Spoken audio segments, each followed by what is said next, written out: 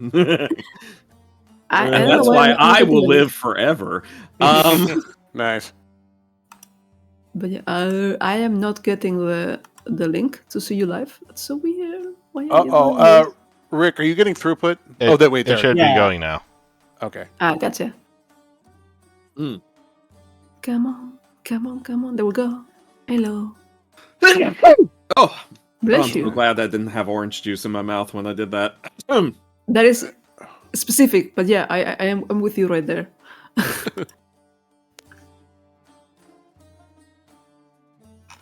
It is specific, and yet I'm very thankful for it, nevertheless. As one does.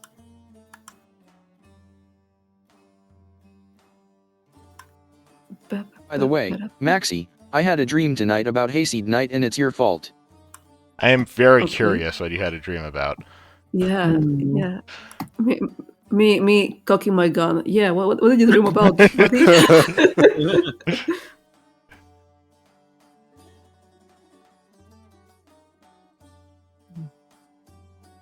I never have furry dreams. Fair, it's impolite to kiss and tell. Zip.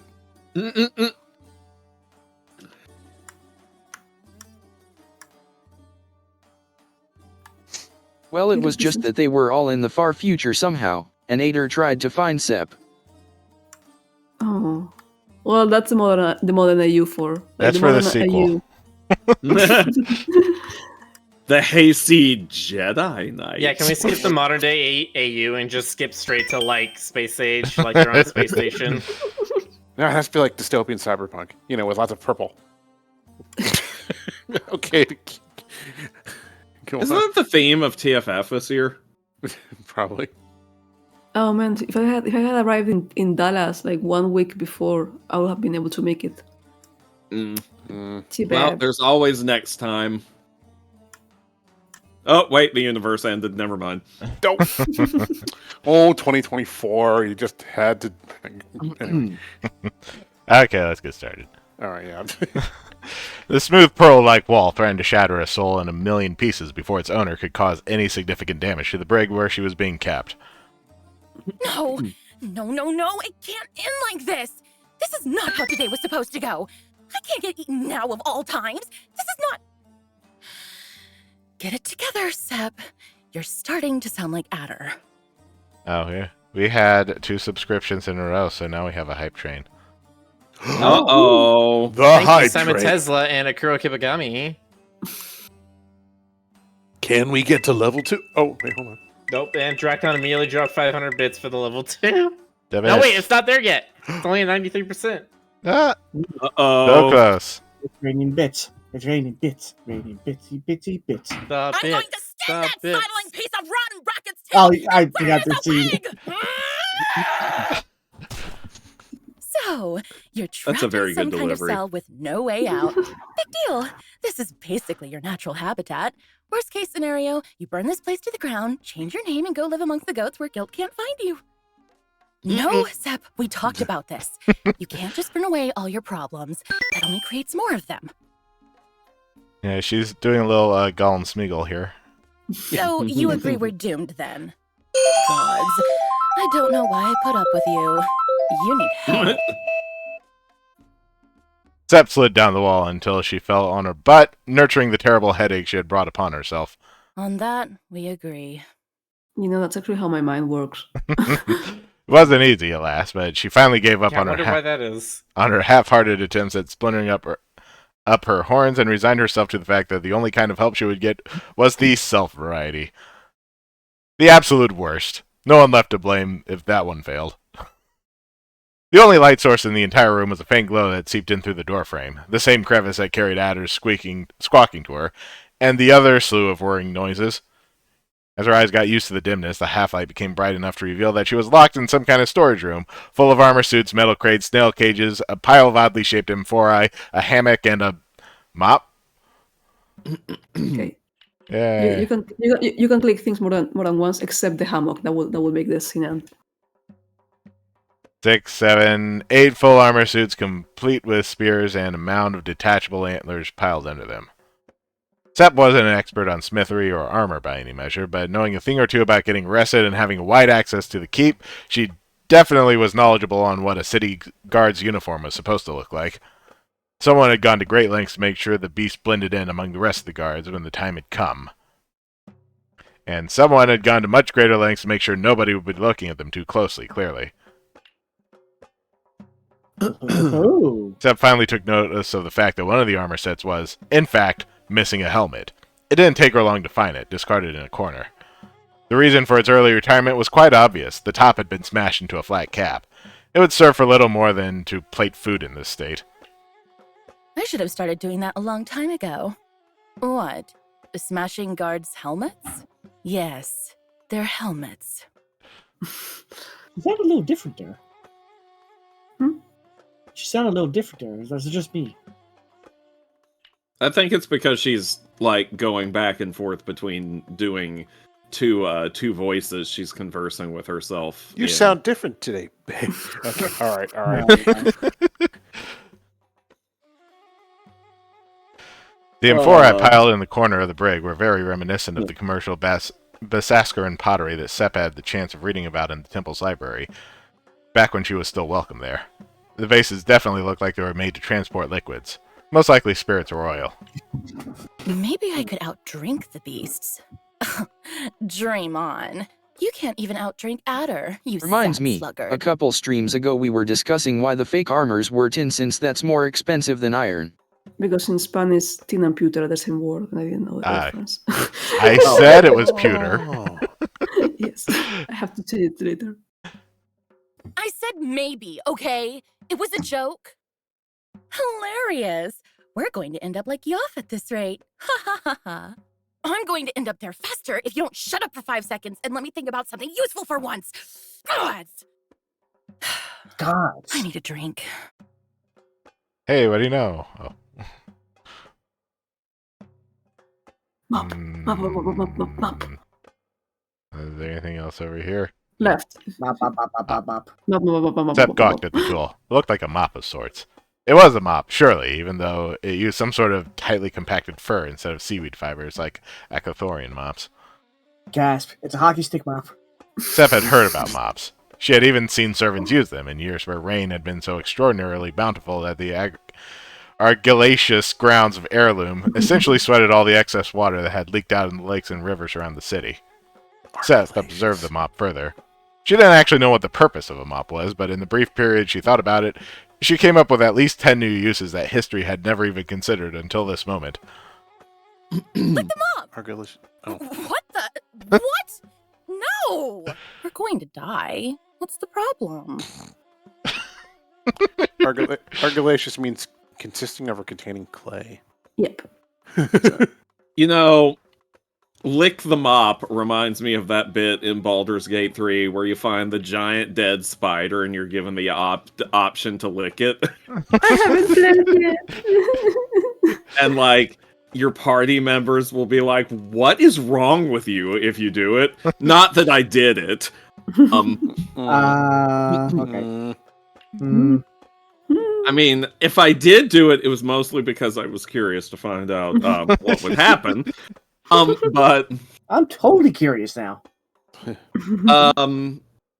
let's just say the effect that it can have on you, depending on the D20 roll that you get, is not what you would expect. It's not just instantly hallucinogenic. No, it doesn't kill you, it doesn't harm you, but it has an effect on you that you wouldn't expect. Like a stiffy? Or... Like a what? Never mind. No, I won't say it again. Then you had the snails, of course. A dozen or so woven snail cages hanging from hooks on the roof or so piled up where they fit. Lick the snail! It was only then that Sepp realized that the nasty little things had bitten through their enclosures and slimed their way through literally every corner. What? How dare you call them nasty? Snails are the cutest creatures on Nokna. On a scale from creepy to wet, the brig was dark, slightly moist, and overrun with snails. This is disgraceful. Slander! My Sep loves snails and thinks they're adorable. Well, Sep tried very hard not to think about how much she loved sitting on trails of snail slime as she mustered the last of her willpower to settle her stomach and continue to search for anything that could help her break out.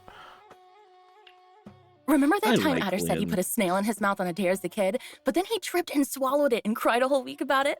I can't believe you let that deer kiss you.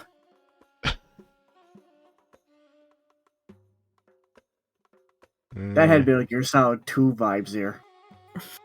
I don't think there was anything else. All I need her to say now is I need scissors 61.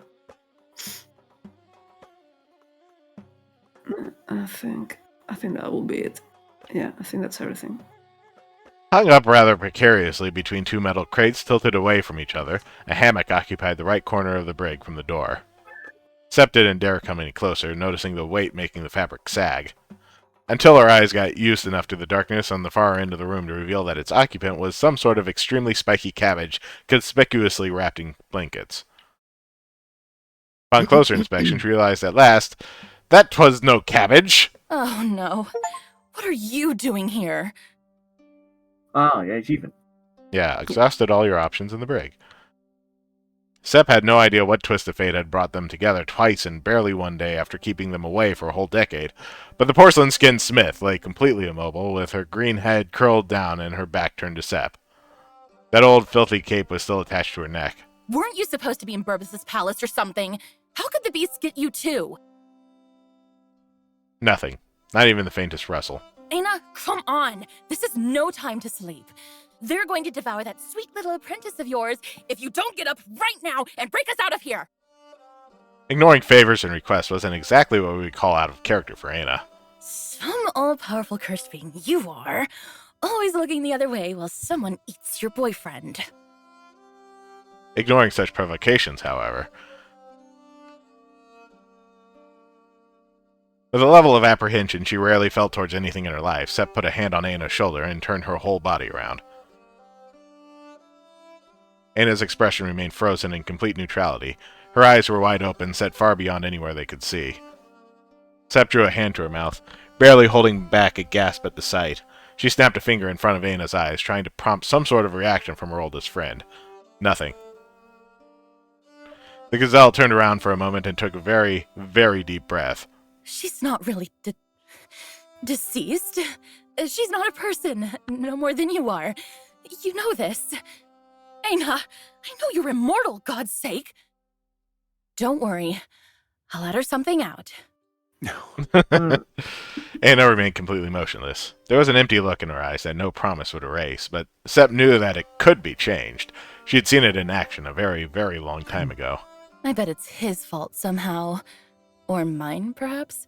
I did ask you to make sure he wouldn't do anything stupid. Perhaps that's too great an undertaking even for an immortal furry fossil like you.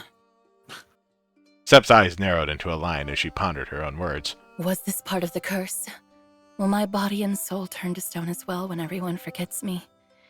It looks to me like you have somehow managed to have far more friends in exile than I do in misery, Miss Ghost. The ground rocked slightly under their feet. All right, let's start there. Ghost. Let us define a ghost as someone who, despite having their connection to the Hatsa completely severed, refuses to die a physical death. Oblivion is an ordinary enough fate for a cruel and unusual punishment.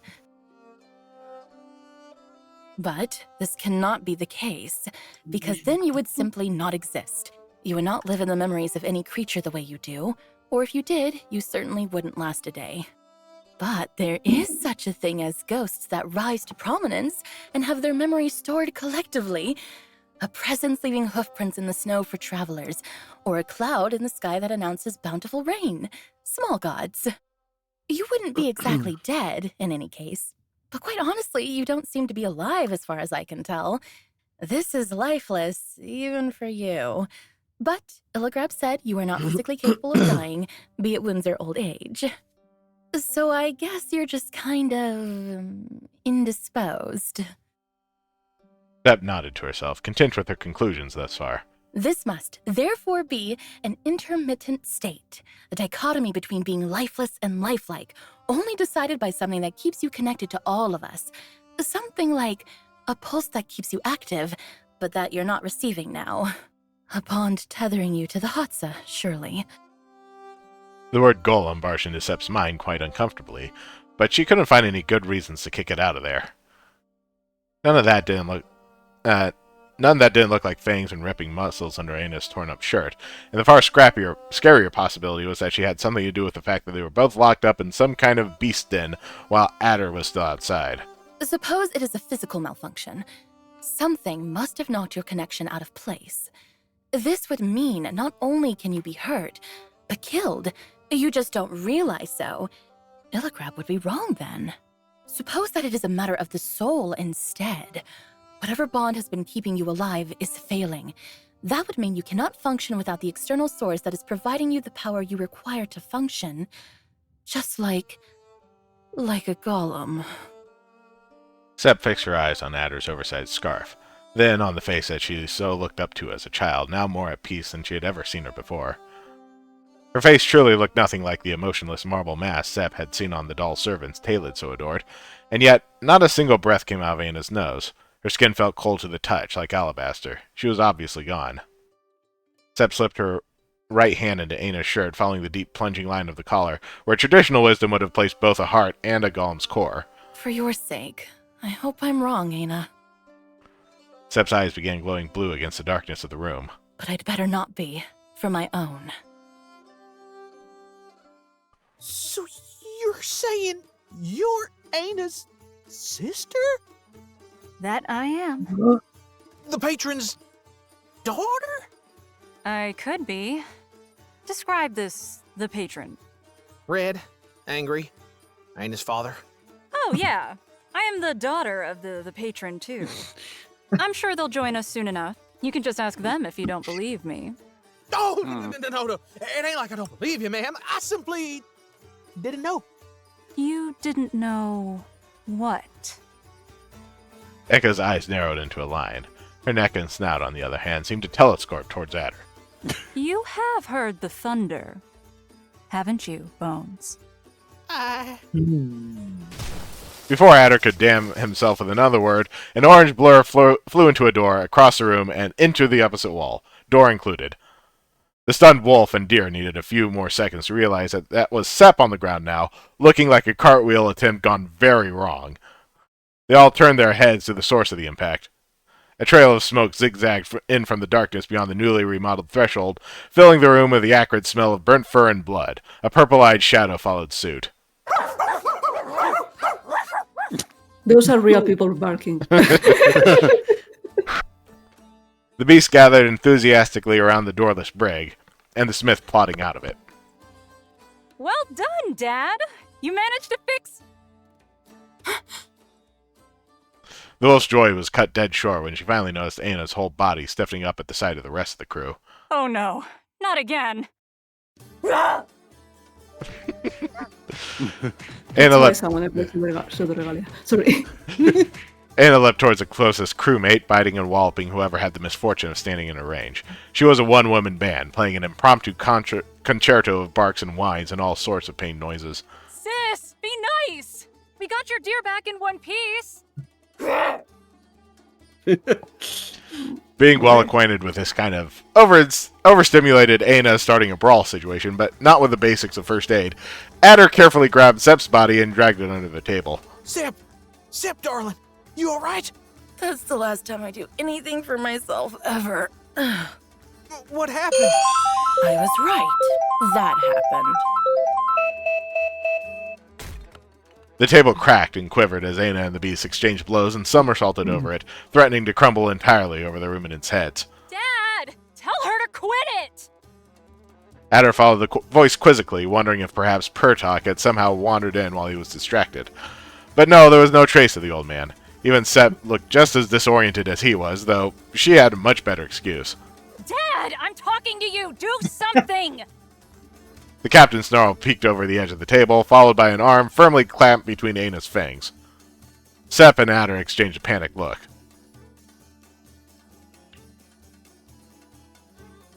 Anna!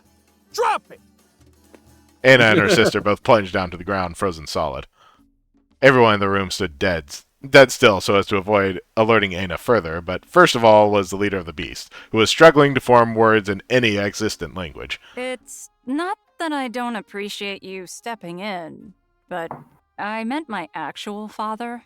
Right. Aina's dad. Yeah, the patron. Not her. No, it's fine, pup. I'm not judging or anything. You don't have to put a label on it. I heard your relationship with my sister was special. The only thing special about this hobbledehoy is how specially insipid he is.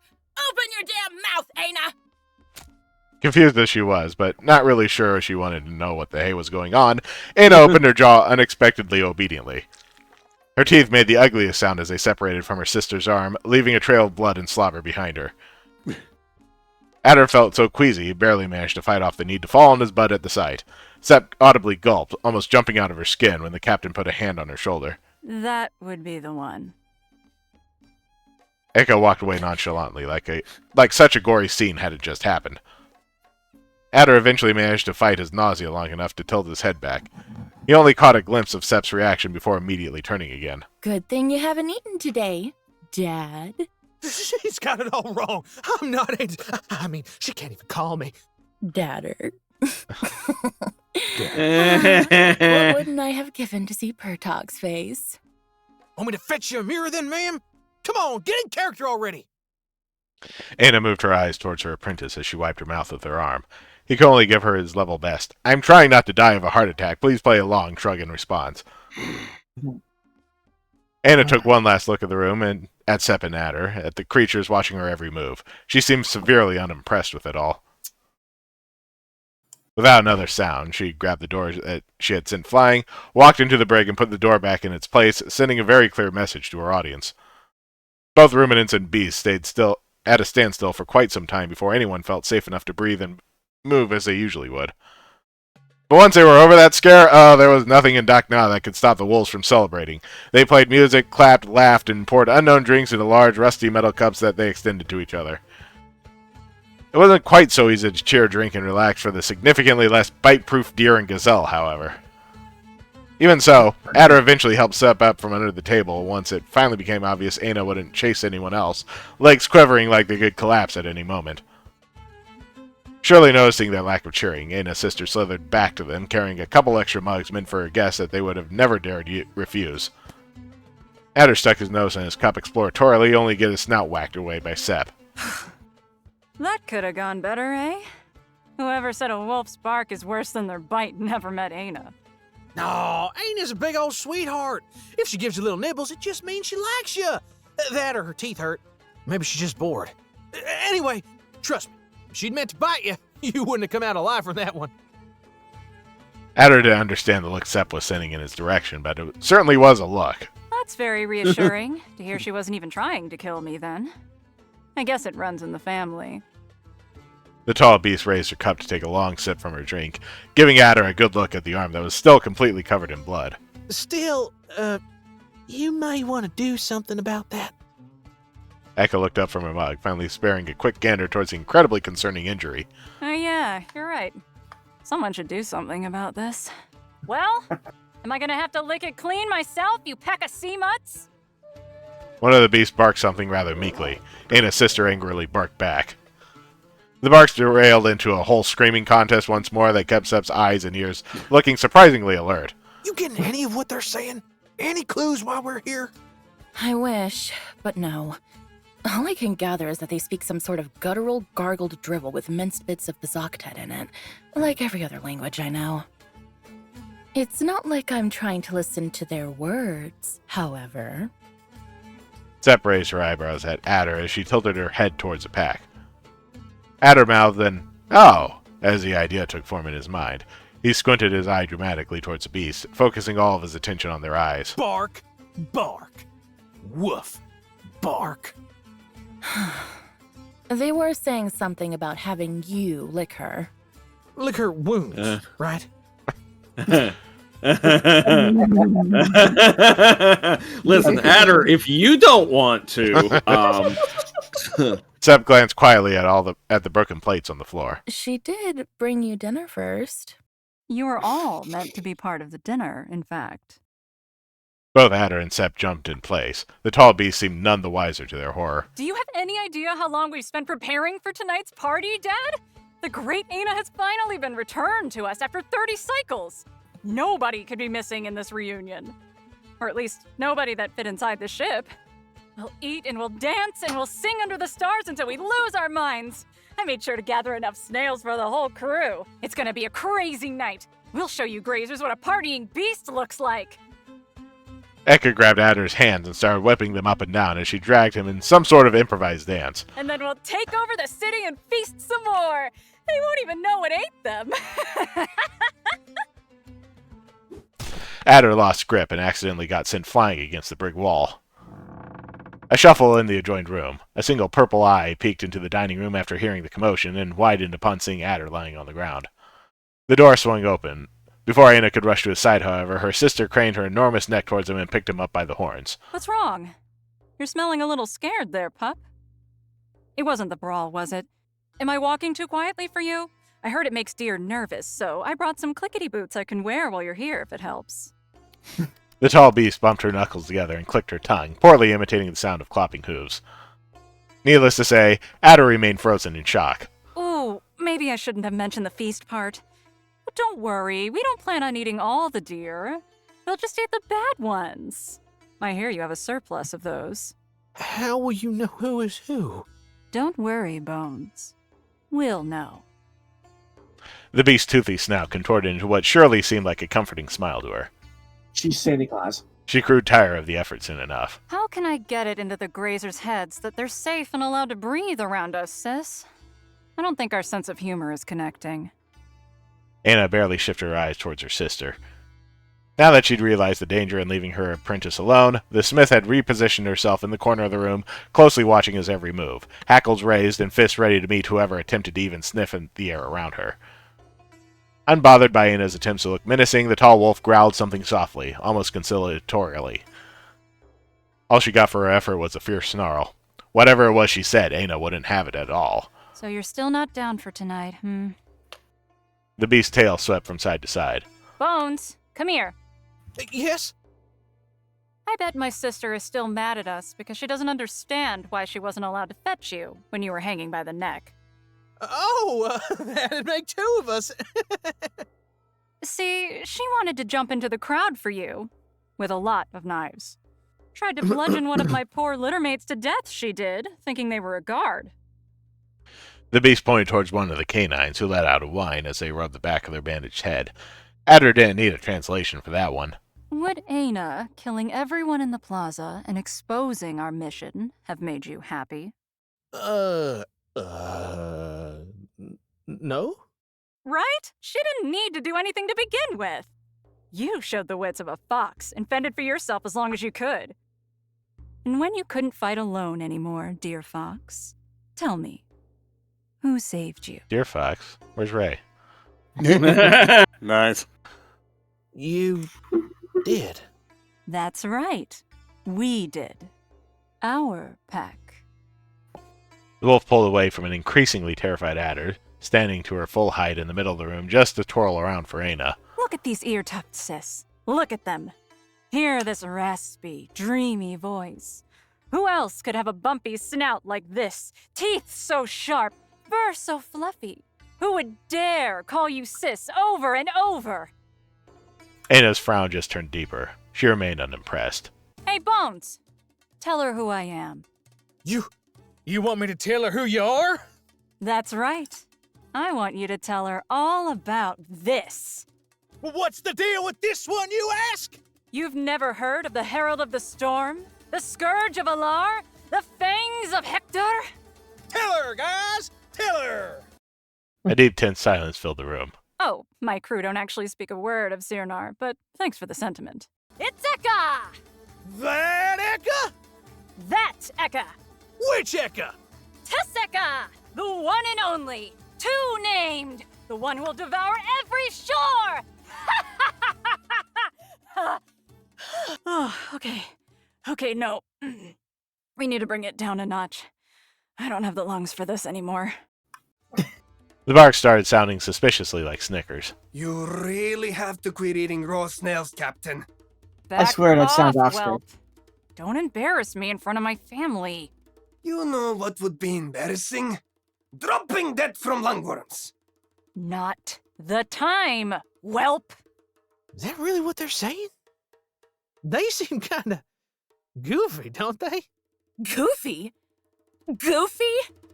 Adder, have you heard any of the things she just said? Course I heard, and I've seen them too. Who do you think had to wait in a room full of beasts all on its own while you got to hang out with Aina?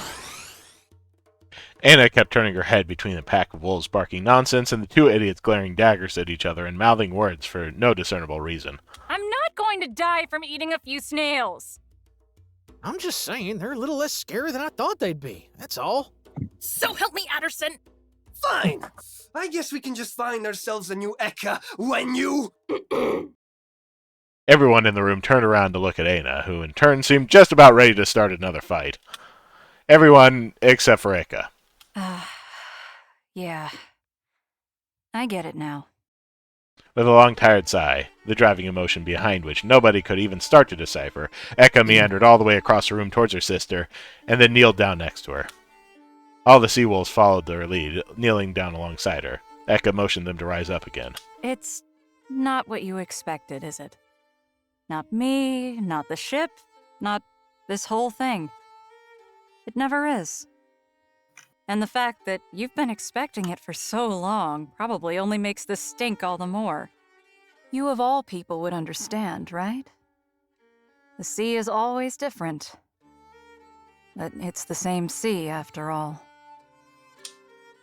Anna's eyebrows started to crease her forehead. Eka let out a short chuckle, realizing that whatever the metaphor was meant to imply, it wasn't really coming through. I know we arrived earlier than you wanted us to. I'm sorry we had to drag you here like that, and I'm sorry that you didn't want to see us yet, but I was very excited to see you. You know that much, at least. Though she hesitated to do so for a moment, Aina finally nodded. You're very strong. You've been here with Dad for so many cycles now.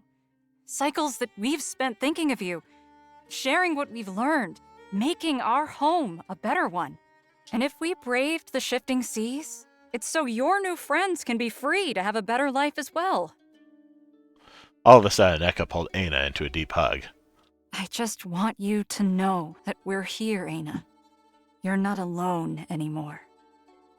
Aina stared emptily ahead for a few seconds, before finally nodding into the crook of the fluffy neck embracing her. The wheels of her mind were spinning much faster than they usually did. Too many feelings clashing against each other, sparks of memories that she couldn't quite recall. But if there was one thing she remembered, it was that she had been so alone. Alone. Because she was alone, wasn't she? Her eyes moved quickly between Adder and her sister, as if asking for permission of some kind, to feel something that she wasn't supposed to feel. What she found in Adder's expression right at that moment, instead, it would haunt her for the rest of time. Right now, however, Eka wouldn't afford her the time to think about it.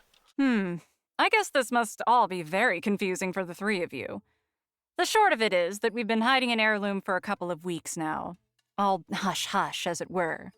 Like I said, if I wanted our reunion to be this huge party that would knock you off your feet, we'd have to make all sorts of preparations. To my surprise, when we got word that not only did the Bearmen know we were here, he expected us to be fully equipped and ready to attack at a moment's notice. So we got orders to show up today, just to let your little deer helper cry and die and make you all miserable and sad, and I was having none of it. So I figure, hey, who's the boss? I'm the boss. I have the perfect big day present. So here's your pet and your debrief, sis. The deer's safe, the crew informed. Who's debriefing and who we only now? got seen by like 5 grazers. Mission success. The whole crew howled in response, which was cut short by a tormented scream somewhere far above their hiding place. I mean, mission success as long as the deer stays here. It's chaos up there. But don't worry, we'll fix that soon enough. Hey, Rick, can you check something really quick for me? I keep having like this kind of like reverb inside the chat stream. Is it maybe going through your audio as well, by any chance? I haven't heard any. Is it me? Somehow? I have no idea. Is anyone else hearing it? I haven't heard it. Maybe it's me. Let me drop and come back again. Let's see. Okay, let's continue and see if it's because it's only the voices, because the music doesn't seem to do anything weird. Adder and Sep shot a desperate look towards each other. They definitely had to do something about this whole fixing fiasco ipso facto. So, about tonight. I mean, sure, you could attack the city today and all, but, well, oh, never mind. This would surely be talking out of place. Yes, Yeah, Pup? that's doing it. What is it? Well, you see, all that ruckus up there is 'cause I'm real friggin' important. Yep. The guards are losing their minds over me missing. Are they? Then why did they try to kill you? Because I'm so important, as I said. I'm kinda, hero. Yep. A mighty one-eyed hero that helps everyone he can. A knight, as we call him here. Sep hid her face in a hand, trying not to commit a murder on the spot. But there is glory in acting selflessly for the pack. I don't understand. Ruminants ain't no pack. We're just bunches of folks getting kicked by the unfair lords that got more power than us. And a deer with power, oh, they felt so threatened by my helping anyone, they put an order out to end my life. Steal my assets, eat my food, separate me from my poor beloved boss before you were boss. Oh, my sweet little Ana.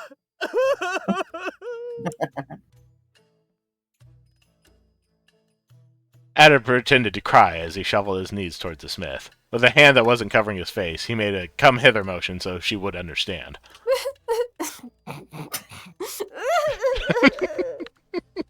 You okay there, Maxie? And now that I'm you so and me are sad. both reunited at last, oh, I just hate to see the family divided, to cause the whole mission to crumble to pieces. Because everyone in the city's on the lookout for Adderson, son of Gerfat, of the Upper Field. Aw, is that all? You have nothing to worry about then. We can handle a couple of deer with swords. Adder tapped Ana's back increasingly fast.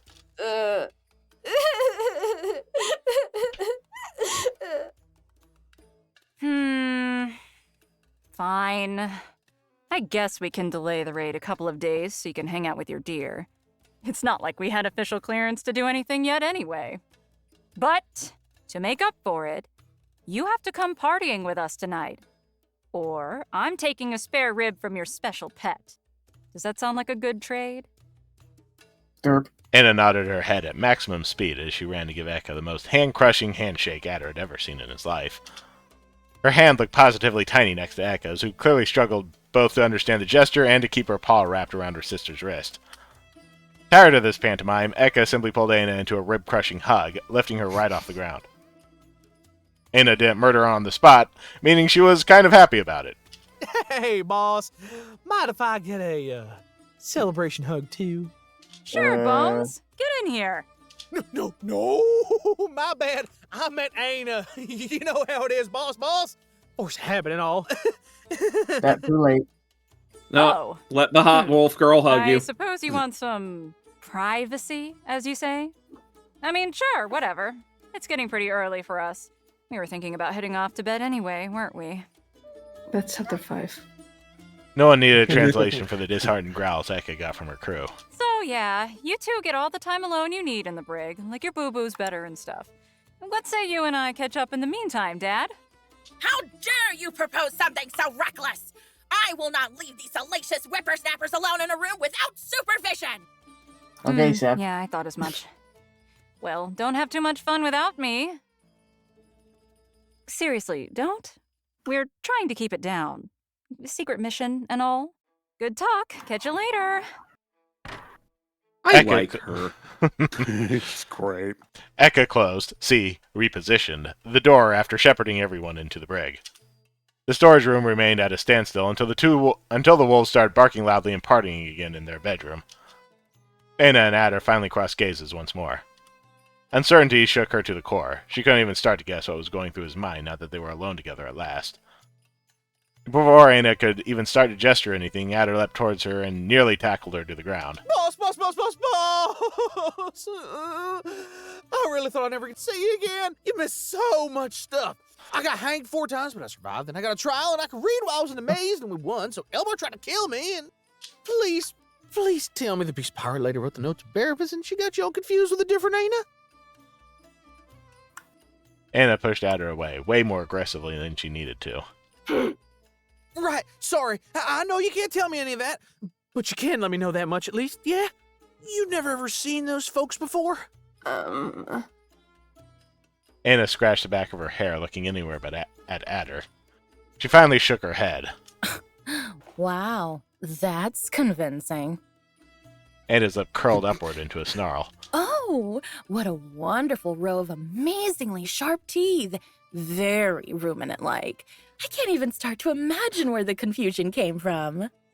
Aina's teeth are Aina's teeth, and they got nothing to do with anything right now. All that matters is that we're together now, and we're an unstoppable duo. Nay, trio. Brains, brawn, Threesome. and Threesome. Which one were you again? Listen here, Missy. I don't know where we are, and I don't know what's going to happen to us. But we may be the last sad chance the city got left in surviving a beast invasion no more. Nothing will stand in our way if we decide to become heroes today. Both Sepp and Aina turned around to glare at Adder. Or not. Maybe not. Way to make it about yourself, Adder. What I meant to say is that as long as we ain't dead... No, you're right. I wasn't thinking straight. We're all going to die. No, let's not. I'm going to die. You're going to die. And she's going to bite our tails off when we're not looking. Oh, you're too good to eat me, are you? I'll have you know that I'm delicious, you feral heap of... Ask Adder. Boo. Yeah, it's definitely on your end, Brick. Like, I think maybe your headphones are leaking, maybe? Are they? So, call the the headphone plumber. No, I don't know. Fuck. I just got that. Yeah, because I think it's only happening on Discord, so it must be something about what Discord is capturing from your audio. So never mind then. I will just mute you when voices are playing. The voices in the room, in the other room, stopped for a second. Patron, stop! I swear I meant nothing with your daughter. I say, you're the most useless deer I've seen in my life. Obstreperous venison! The silence continued for a couple of seconds. Soon, the laughter and cheering started over again. All right, everyone. I know this is going to sound real rich coming from me. But we got to calm down. Deep breaths. Use them lungs. Come on, boss. You too. Get those chompers over here if you gotta. No one's eating no one. No one's going to die. I'm going to die. In your comfy bed, when you're old and wrinkled, surrounded by a herd of bulky, bumbling stags wearing itty-bitty clothes. Will you be there? I will. Oh. And I'll be the one holding up your pastries platter. And will you cry? A whole darn river. Gonna drown everyone in the room. They'll think all that water's what got your tum so round. Said the deer with the bloated hands. I hate you so much. Look at that, patron. You sound just like the real deal. Adder and Sepp shared a giggle together as they rested their foreheads against each other. The peaceful moment wasn't meant to last, of course. A sharp, perforating pain in Adder's forearm reminded him there was a third person in the room. Aina pointed at Sepp, then at Adder. She folded her arms as her glare deepened and the drumming of her foot quickened, leaving little room for interpretation. Right. We're all missing some introductions here, ain't we? Boss, this is Yusuf. Sepp, this is Aina. I know you both. And I guess you already knew each other, too. Oh, trust me. I'm well aware of who the cabbage head attached to a girl is. But as much as I've tried, she doesn't seem able to return the favor. Anna nodded cautiously under Sep's resigned expression. Why am I still able to remember, but not you? Does it have something to do with these beasts? Adder opened his mouth, only now realizing just how much more he knew than either of them. Mention the stolen memories? Be a good boy? Now open your big fat mouth. Maybe it's because Yeah. Turtok stole your memories when you were a kid. That could be a valid explanation if I was struggling with my memories, but she's the one who can't... Wait, what did you just say? He stole my what? Your memories? 'Cause he wanted you to be free to make your own choices or something? He what? No, come on, we don't have time for this. Sep took both hands to her temples, trying to still her emotions into something mildly manageable. If what you're saying is true, I'm sure he would be just as apt at manipulating Anna's memories as he was with mine. He could have chosen to take her memories of my family away, and that is far more distressing than any ancient curse. Why would he ever do such a thing? What could he hope to gain? No, I don't think it was like that. I think he thought he was doing y'all a favor somehow. He is a merchant three's sake. There must have been something in it for him. There must have been. Anna turned her head worriedly between Sep and Adder, unable to fully comprehend the conversation they were having, but perfectly aware of how grave it seemed to be. Don't worry, boss. We're not really sure what we're talking about either. I mean, we got no way of knowing if someone messed with your memories or not. And we'll figure this out together no matter what. Then the look he got told him Anna didn't believe that for 1 second, but it was enough for now. So what's our next step then? Huh? Why are you asking me? I'm still on plan duty? Who do you want me to ask? The double agent?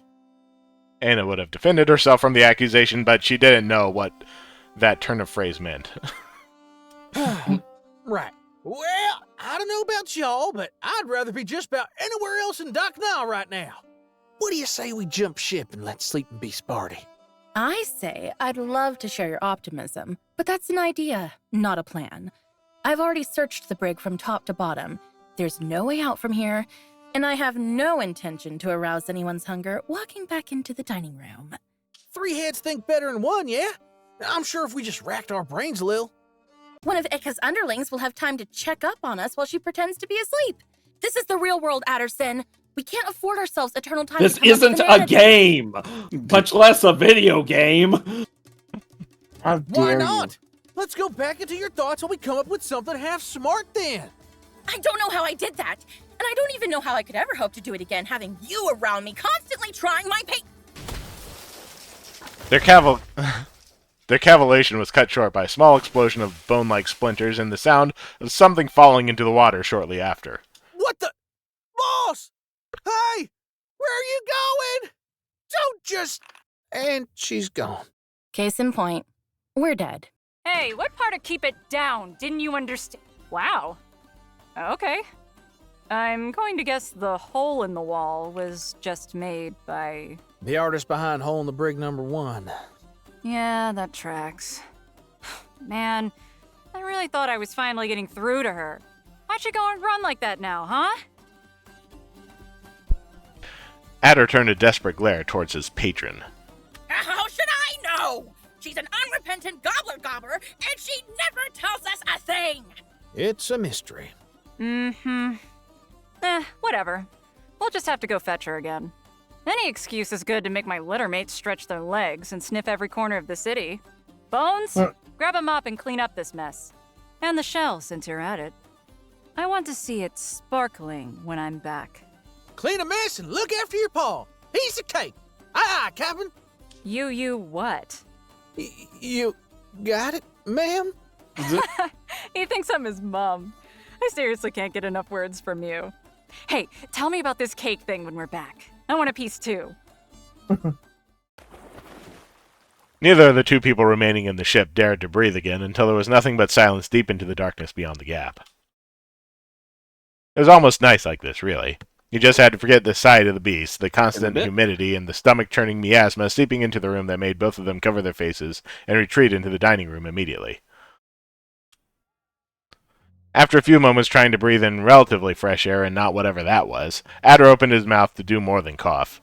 She did it on purpose. Excuse me? Aina didn't just run away because she felt overwhelmed. She caused a huge distraction for us because she knew the beast would follow her. I'm sure that's it. Oh, how come I didn't get that earlier? She's so clever. Sepp gawked at the boy. Words failed her. You know, Adder, I really feel like this whole ordeal has given me precious insight on how you managed to have such a lovely extra-laboral relationship with your boss.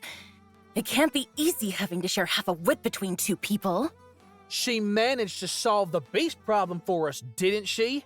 That's one more thing that you've done. Taking a very determined decision not to pay any heed to whatever Sepp said next, Adder took a deep breath and ran into the brig. His companion barely dared peek in. After a few moments rummaging through all the items in the storage room, Adder finally settled for the mop. That is, the stick with a bunch of fur attached to it to its end that only conceptually resembled a mop, as Akathorians understood them, and rushed right back. Please tell me that thing is the weapon of our murder-suicide, and you're not about to wipe the floor with it. I'm trying something here. We could turn to violence if this don't work. Well, as long as you're open to it. Adder scurried back out. Sepp observed as the boy leaned out of the new gap left on the wall after Aina's escape, doing his best to avoid breathing in a single puff of air or dragging his neck through the splinters. Once out, he stuck the stick as far as he could down into the space below them. These ain't exactly what they call shallow waters where I'm from, but I reckon we're both tall enough for 'em. As Adder pulled out the bizarre wolf tool, he realized the water dripping from it was particularly slimy. Adder moved his snout a bit closer to the end of the mop, following a deep-seated instinct to sniff out every unknown particle he stumbled upon. Sepp could only gag from afar. He put the mop down and snorted all the air out of his lungs. Fancy a guess where they took us? Before Sepp could reach out to stop him, Adder jumped out of the boat and into the water. Shit. Kinda. But hey, look at it from the bright. Find me a silver lining, Adderson. Find me one, and I swear that I'm going down there just to show you where you can stick that mop. I was just gonna say, the water only reaches up to my knees. And anyway, you were the one who said you'd rather take a bath in the sewers than put a finger on me again. It's called hyperbole. You should know that as you're extremely well versed in it. Oh, well darn, thank you. Defeated by her own pettiness, her limited options, and Adder's lack of vocabulary, Sepp carefully slid herself off the edge of the brig and into the cloudy waters. She stood very still for a minute, no doubt appreciating the way her boots, pants, and shirt were unable to filter out any water. I thought you said it only reached up to your knees. Yeah, my knees. Careful now. Wouldn't want to trip here. Adder walked a couple of steps ahead into the darkness, trying to encourage Sepp to do the same. Sepp took a deep breath she promptly regretted, then a single step forward. Something squeaked under her foot, slithered away, and made Sepp slide and fall on her butt, causing a new splash. Congratulations, Adder. You finally dragged me down to your level. Come now. You know this is still a couple of pegs below me. I ain't been avoiding your big bro's generous offers this long for nothing. Oh, you figured that out. Adder stretched a hand out towards Sepp, which she took reluctantly. Then he helped her feel her way towards the sidewalk. Both Sepp and Adder looked down at the cause of her misstep. It was a vine as thick as a tree root, a wiggling tree root, or more like a whole thicket of them. They both followed the side upwards towards their origin, the ship. Bright golden dots flickered over them like a constellation. A congregation of fungi, most likely, but this was not the moment to leave a single possibility up to chance. Another pair of radiant spheres joined the scene, this time right beside Adder. The sky blue eyes shining in the dark nearly gave him a cardiac arrest, familiar as they were. Quiet. An orange glow followed after, radiating from Sepp's palms. The light grew in intensity until it seemed like a torch pointed directly at the heights they just jumped from. That was no ship. That's a space station. Anna had somehow managed to punch through a gigantic snail's oval shell, reinforcing reinforced with some kind of reddish metal on the outside, and bedecked with cages, grills, and flags. Hundreds of slithering vine-like appendages spread out from the depths of the shell, blocking the sewage tunnel behind it. What is that? I don't know, but I guess we ain't going that way. As if sensing an ill will of some kind, or perhaps just attracted to the light, the cluster of eyes turned towards a couple of escapees. Sepp and Adder found themselves frozen at the sight. The living ship started crawling towards them, vines bunched up like little feet soaking what little water they could to find to propel itself through the tunnel, first awkwardly and heavily, and then faster, faster, faster. Now it was inches away, giving them clearer sight of its hoofed mouth. The creature threw its vines back, launching itself towards the ruminants, only to have its momentum cut dead short, stopped by two thick metal anchors tying it in place. Their story may have very well ended here if it had managed to advance just a couple of paces further.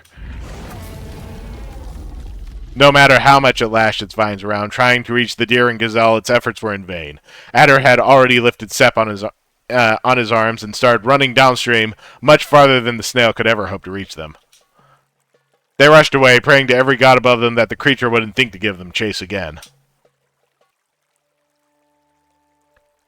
Though it had been a long while since the initial scare had passed, Adder and Sepp's hands remained firmly intertwined. Neither of them would be negligent enough to bring this up, of course. Adder let his eye linger over the thin strips of light that illuminated the sewers as they walked, doing his best to keep any beasts, mollusks, and past relationships that he hoped to rekindle out of his mind. You wouldn't happen to have a map of the sewers somewhere in your mind, would you? Yes, Adder. Studying public sanitary infrastructure layouts is just my idea of an entertaining second night. Was that supposed to be sarcasm? It mostly was, okay? Nerd. Lynn, you're in no position to laugh. Nerd. Sepp took a deep breath, reminding herself that her hobbies weren't under much scrutiny when it came to a dork. This is mere speculation, but judging from the speed at which the water is flowing and how they managed to sneak a thing that size under the city without flooding a whole district, I'd wager we can't be too far from the sea. Hold up! What? That's where all the crap goes in heirloom? What do y'all use to breed your fields then? Is it truly indispensable to you that we speak about manure while we're waddling through it? I'm just saying, I'm starting to see why nothing grows around these parts. Back in my town, we just take a basin and... Not another word on the subject. Her words echoed through the tunnels, making the intervention all the more dramatic. 1, 2, 2.5, 3. Sepp counted herself the seconds before Adder would open his mouth again. The count ended at 6 3/4. So, speaking about sewer stuff, Taylor, huh? Talk about family resemblances. Wowee. What is that supposed to mean? Nothing. I'm just saying y'all threatened to kill me twice per sentence, but I would have never guessed y'all were brother and sister when Miss Rochelle threatened me that one time. That's because it's supposed to be a secret. Like so many things you keep digging up. Why? What do you mean, why? It's obvious, isn't it? Mr. Tay-Tay is too important to let his reputation be tarnished for being related to a hobo and a whore. Sepp, I'd never let anyone call you a hobo. I mean, he has a point. Dumbass. 1, 2, not even 3 seconds apiece this time. I mean, what reputation are we even talking about? You ever hear the stories of the things that happen down here? Only the ones tangentially related to me, but I'm positive I can't stop you from sharing. See, me and Gilf toured the place a couple of times when things were real bad. Dead folk don't miss coins, or so he says. You sound disgustingly okay with that. Can't get queasy handling corpses when you're about to become one, ma'am. Besides, most of them come fresh out of the arena. It's gotta be somewhere around here. That's where them noble types like to bet in secret. The poor fighters that give it a go end up rich or dead. Mostly dead. All the nasty stuff is Taylor's turf, but there's lots more to this place. There's houses and markets and doctors and all sorts of folks who'd rather live in the dark than risk getting caught in the daylight again. I even heard some say they've seen beasts down here. I suppose we can cross that one off the rumor list. A sudden clank on the ceiling made Sep flail her incandescent hand around in a panic, nearly slamming it into Adder's face. Hey, careful with that thing! It's called a hand, though I guess I can't really blame you for not knowing what one normally looks like. Sep pried her non-glowing hand away sharply from Adder's grasp, making sure to leave quite a bit of space between them. Adder stood behind, suddenly paralyzed by the urgency to run after her and the confidence that it wouldn't ultimately solve anything. So he only moved his mouth instead. You still mad at me? Mad? I mean, do I look mad to you? Why are you even asking me? You're the one who spent an eternity scavenging for scraps of weakness. You'd know. Look, we've been doing the whole I insult you, you insult me worse thing all day long. And I get it. There's a whole lot of stuff going on all the time. But I thought we'd cleared things up a little, at least. I've had a lot of time to think today. And I figured, I don't know what's going to happen next. But if we ran into a beast right now, I wouldn't want things to end like this. Why don't we give the good old honest heart-to-heart a try? Just this once. Sep stopped walking. She turned and looked the deer in the eye with a very unconvincing attempt at a challenging expression. I don't know, Adder. Can you be honest? I'll do my best. I just want to talk to you again, like we used to.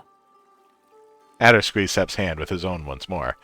It was more like her whole forearm, but she understood the gesture regardless. I could be taking a warm-scented bath right now. I could be soaking my hooves in orange blossoms, safe in my reassurance that your story had run its course. You would be nothing more than a footnote in my diary tonight, if I still had it.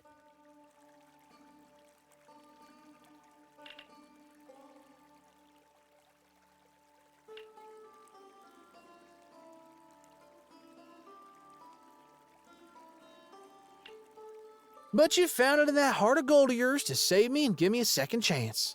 Okay, first of all, this is not a second chance. We are not an item, Adderson. Yeah, we never were. And secondly, I didn't save you. I was saving myself. Yep, we've been through this too. You're a petty asshole and you got a block of ice for a heart. What? What's your problem? Oh, you didn't like that, huh? Well, that's what it sounds like when you talk about yourself, Majesty. I wouldn't quite go so far. I do not sound like... Can we go back to when you were scared of saying a word out of turn? Not now. I figured out you keep spewing lots of radish stew about yourself, we can't. I knew I shouldn't have let you in. You didn't let me in. I snuck in because it turns out I'm pretty darn good sometimes. You like having me around you. Around may not be the preposition I'd use for where I like you best. But I do regretfully treasure your presence regardless. I'm gonna let you know a little secret. The voice actors for Seb didn't know what a preposition was. So I had to explain the joke in its entirety. Nice. Needless to say, Adder couldn't even begin to decipher the sentence, but he understood that her tone betrayed a smile despite everything. This still wasn't enough to quiet Sep's inquisitive nature, however. Do you really want to be honest? Then stop using my feelings to deflect talking about yours for a moment. There may not be an appropriate reaction to finding out that beasts exist and your boss works for them, but I know you can't be taking this nearly as well as you pretend you are. I don't know. I don't know how to feel when she lets me in on whatever's going on. Anything between this and that just goes in the little box of things I can't be thinking about. Something tells me it's not precisely little. That something got anything to do with me giving some grand friggin' speech to the whole city while I was busy running up and down your thoughts? Maybe. But we're talking about you now. I gotta believe that the only thing that's changed is that she ain't my boss proper no more, now that her pa sacked me. Whoever and whatever she is, she's still the person I admire the most in Dakna. I gotta believe in her, like she believed in me. She's my best friend in the world, no matter what. BB. A tiny smidge of light, a single gleam in the distance, grew larger and brighter as they approached the end of the sewers. Fresh air, a bright sky, and the brave Alar Sea waited beyond their torment. White soon turned to blue, and white again as Aina's arm waved at them from the other side of the conspicuously bent grill at the end of the tunnel. That a good enough answer for you? It will have to do for now. You've given me much to think about. Adder tilted his head, confused about the way she trailed off at the end, but no follow-up to that thought ever came. An ancient seawall crowned by a ruined lighthouse framed the view of the fierce waters below and the serene skies above, a distant memory of a time where she lost seafaring techniques carried vessels away from the shoreline. Adder eagerly trudged those last few steps that separated them from a certain death in the waves of the high-tide sea and into Aina's arms. Boss! I'm so proud of you! That was amazing! Aina's tail started wagging at full speed behind her, equally happy to see him and to receive whatever compliment she could get after such a long day. The excitement sparkling between the master and apprentice didn't last long, for it soon became Adder's turn to use their one brain cell. You could have clued us in on your plan back there, you know. What if we'd gotten lost along the way? That wasn't no plan. You just got mad we weren't paying attention to you, so you punched a wall and then rolled with it. Anna helped Adder up with a final heave, a half hug, and a non-committal smile. Well, I sure as hey ain't fixing that hole for you. Adder took both hands to his face and sighed. It was then he noticed that he'd gotten drenched, hugging Aina. Oh, boss! You all right? You're soaked to the bone! Sheesh, even your tips are getting all faded now. Adder was going to pat Aina's head dry when a thought struck him. How'd that happen exactly? Aina pointed down through the tunnel they just came out of, then back at the ground below them. She marched in place, covering her head, crouched down, and then sprung back to her feet, mimicking the extraordinary act of swimming in the air. She finished her act, casting an expectant look in Adder's direction, tail still wagging behind her. Good job, boss. Had a girl. I wish Ina was taller, so I had any reason to animate a tail wag. You couldn't see it there if I did it. So, Satisfied with her reward, Aina started rummaging through her belt bags.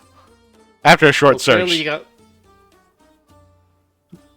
gotta make Aina's tail like as tall as Adder's head is. That way you can always see it in every animation.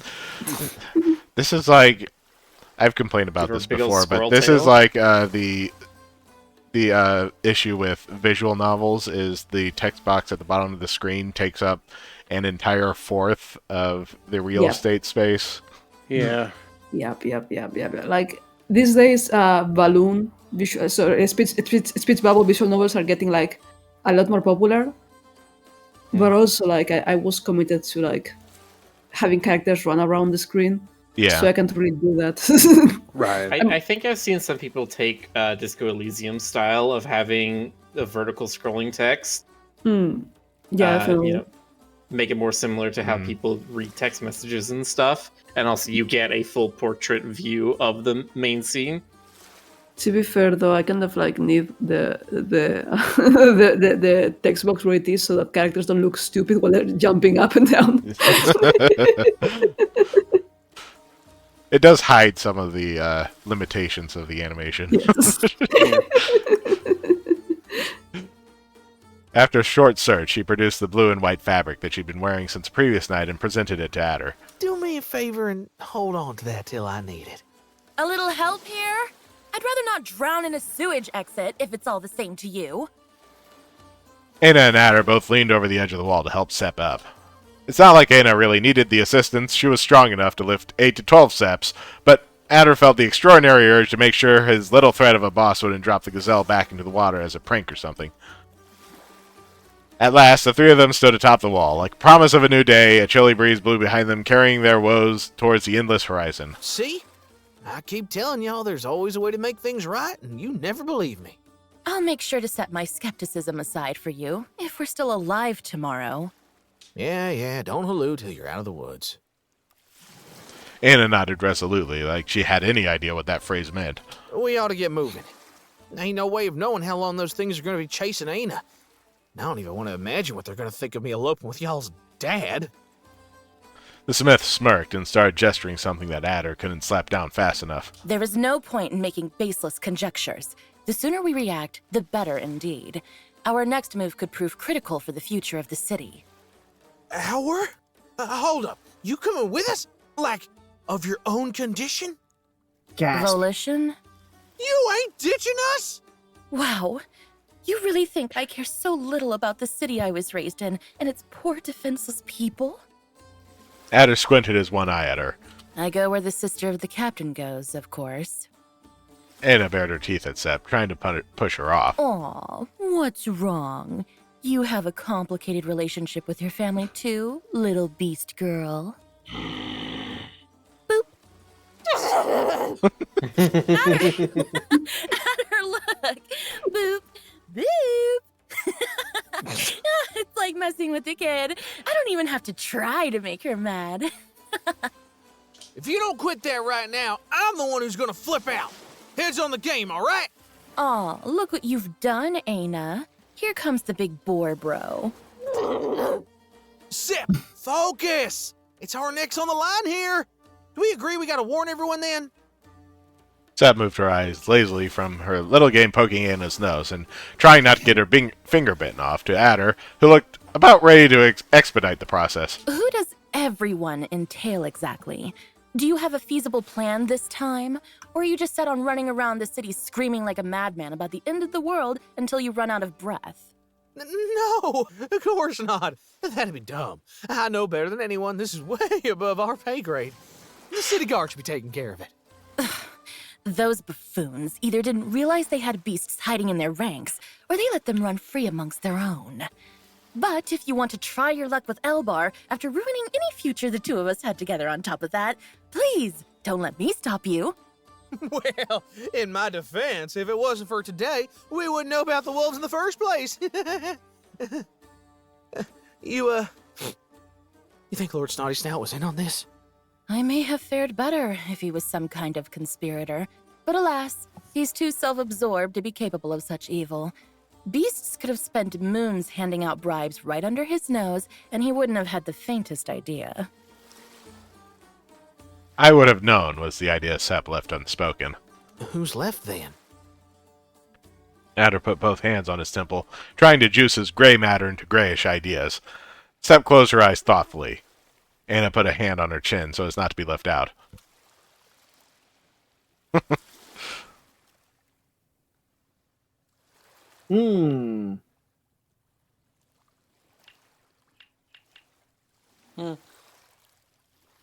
Tough choices, actually. Let's ignore them. No. Oh no. For me, it is. I know the world of real emotion has surrounded me. No point to that. Like I just had that song in my head. I don't know, Max. Did you have any suggestions?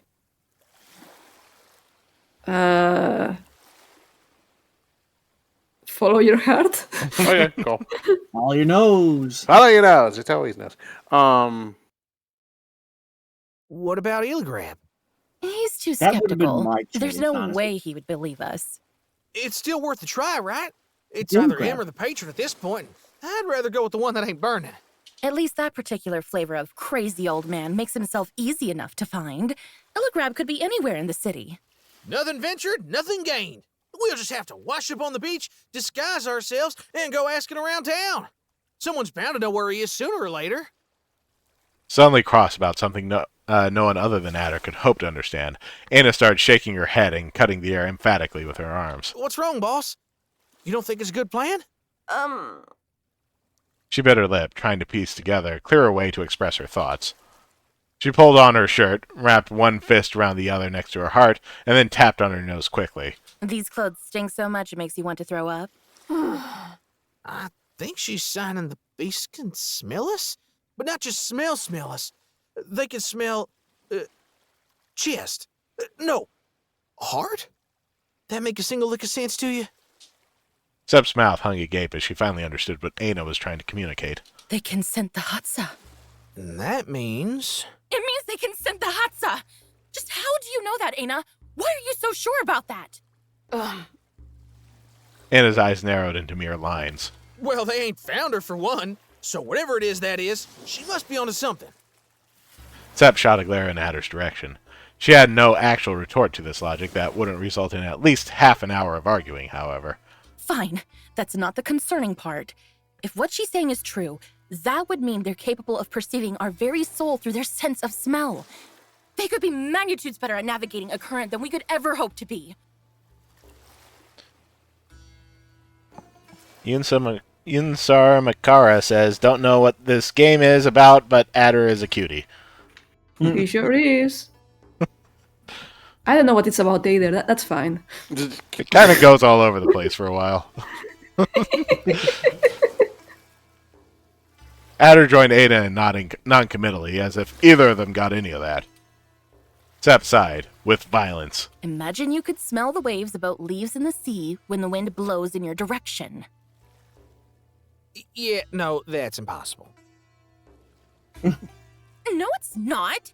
Every action we take shapes both our connection to the Hatsa and that of those intersecting with us, which in turn shifts the Hatsa itself in infinitesimal ways we cannot even start to perceive or measure. That's the very essence of Sephihet. Sep, stop You're at talking a hot. level 10 of sepness right now. I need you to come down to 2.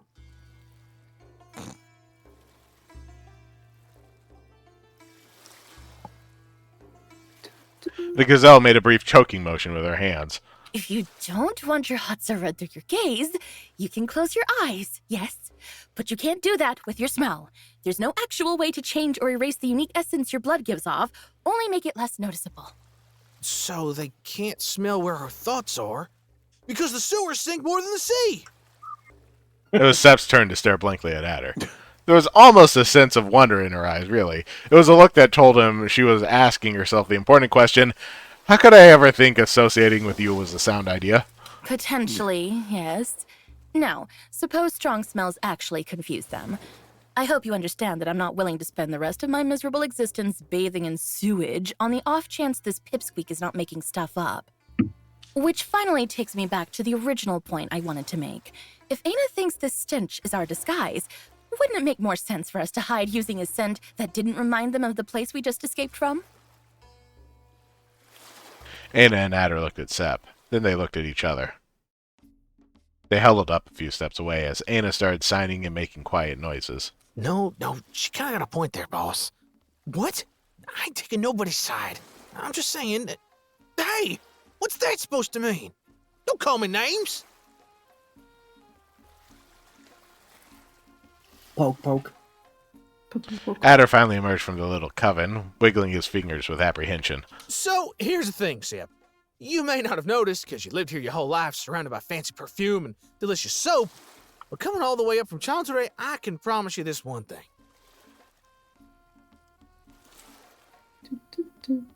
One second. And, Wait, delicious soap? Is he eating the soap? He ate this, like, he said, in chapter 3, there's this bit where he's like, this soap smells so fruity, I'm making myself hungry. Nice.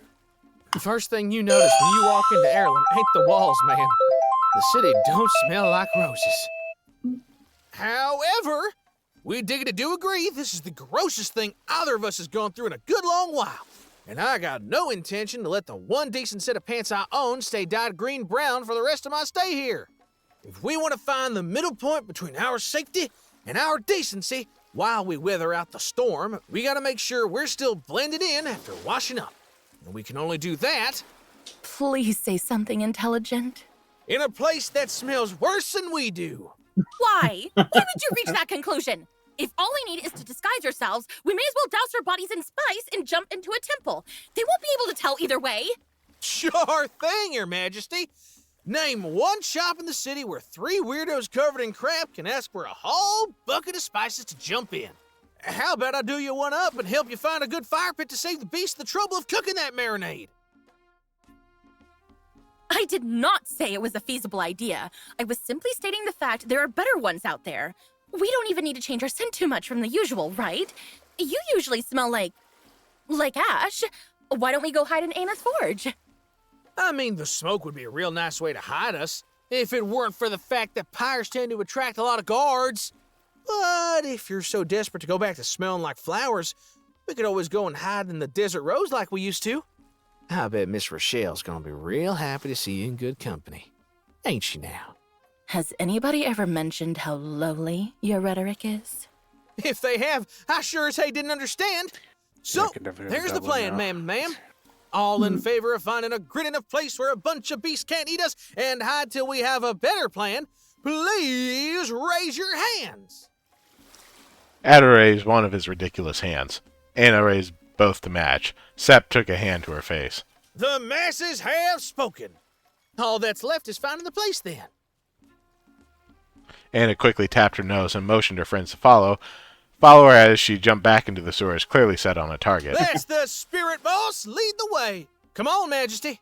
I'm sure that once we got a moment to sit down and rest our hooves, it'll all start making sense again.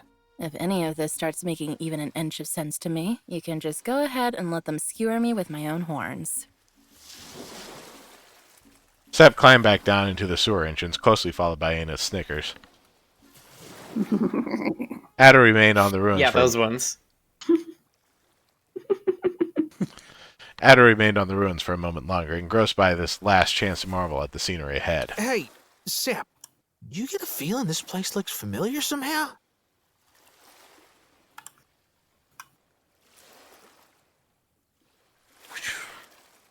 It's just the view of the palace. Right. That gotta be it. What Adder didn't say back then, and probably never said to her until the day he died, is that he just figured out the reason why their beloved low-tide beach was always so empty. The trio diligently followed Anna's lead through the tunnels, none of them particularly willing to joke around or carry any light this time around, lest they attract any sort of extra unsavory attention. They walked several blocks upstream, taking turn after turn through the many meanders that diverged in the darkness. They knew their exit was near when the brown streams nearly dried out, and the bricks covering the ceiling to save the city from the sight of their own waste got scarcer. Soon they were trudging through an open channel that delineated the beginning of the sewers as repurposed irrigation ditches, from times where the slums had been filled with industrious researchers and architectonic projects. A time before the Barhan Rebellion and the expropriation decrees, before slander had become synonymous with murder. Now the gutter was as safe a place as any to walk in the district. They followed Anna for what felt like hours until they finally emerged on the serrated edge of cliff. You could tell how much I love high places, I see. Sep glared at Anna through a pressed grin. The smith smirked back, showing every last tooth. Need me to carry you? Not in front of that varmint, I don't. Anna was rather certain this was not the case, however, and selflessly volunteered to the task. What do you think you're... Put me down, you beast! Put me down! Anna ran ahead, carrying the screaming Sep in one hand like a hot dish. Would you look at that? Y'all seem like such good friends already. I'll make the hot dish comment, since Stoker's not here with us. Adder followed the girls up the narrow path ahead, skirting the vertical climb until he reached a run-down house that was dangerously close to giving up on its foundations and just falling. His lips formed a very concerned line as he found himself on his own doorstep. Hey, boss. Since when do you know where I live? Shut up. This is your house? The house you share with Gioff. You mean to tell me he's been living like this? Sep's horrified expression only lasted until she remembered the company around her. Hera be blessed. When you said you both lived in a shack, I assumed that would entail a building with a minimum of 4 walls. Hey, it ain't so bad. We got 3.5, and a wonderful backyard with its own outhouse and everything. It's the brick box at the edge of the cliff. Ugh, I really should have taken you to the doctor before bringing you anywhere near me. Sep made to step into the house, prompting Adder to casually put his whole arm across the threshold. You know what? Now that I got a moment to think about it, I don't think this is such a hot idea. I'm not really allowed to bring guests over. I'm sure the occasion merits an exception. Maybe. But maybe actually truly we ought to hide somewhere else. Like a dump. I mean, it smells almost the same, but without the danger of running into my landlord. We have far more serious problems than Gioff right now. Move. No way. Nope. Nuh-uh. You know, if it was about me, I'd say my home is your home. Except it's not. We can't hide in there. If I dragged any crap in, Mr. Bard would murder me. You are going to get murdered either way, Adderson! Just let me take a bath! Bath. Yes, Adder dear. Lead me to the place where you purportedly used to wash yourself after roaming the streets before I stupidly lent you my own. That'd be Anus Tub, but boy, oh boy, there's no means to justify that end. No offense to your soap-making skills, boss, but I'm pretty sure those were just lye bars.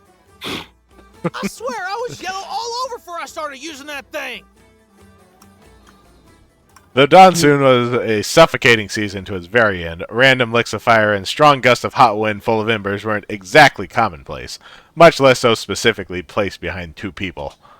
Both Adder and Aina turned around slowly. I don't much care where or how, but I was promised a bath and a modicum of peace for going through with this stupid plan, Adderson.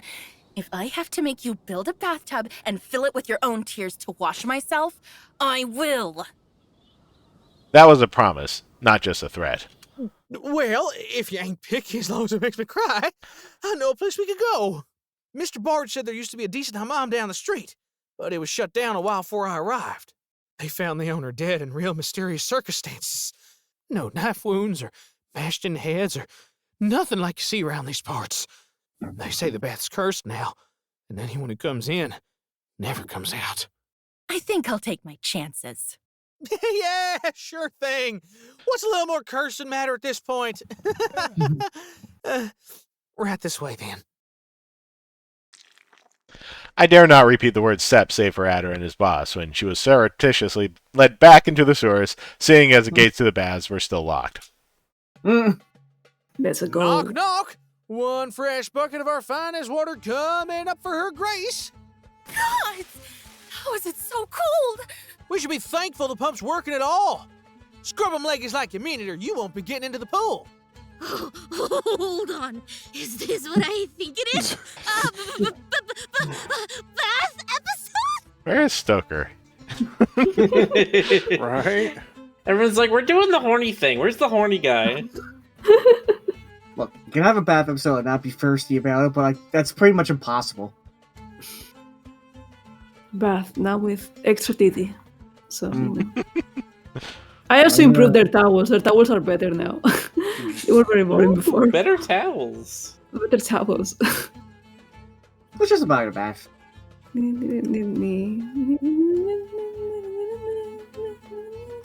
Also, how many people are shaking like Lynn right now? All of us. Everyone. Lynn, stop that. You're going to smear the ink. This sure brings me back to my water selling days. Speaking of work, Aina, how are we doing over there?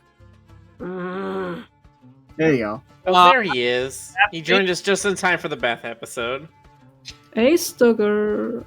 I heard the bath scene was happening. The bath scene, the naked bath scene, what with the no clothes on.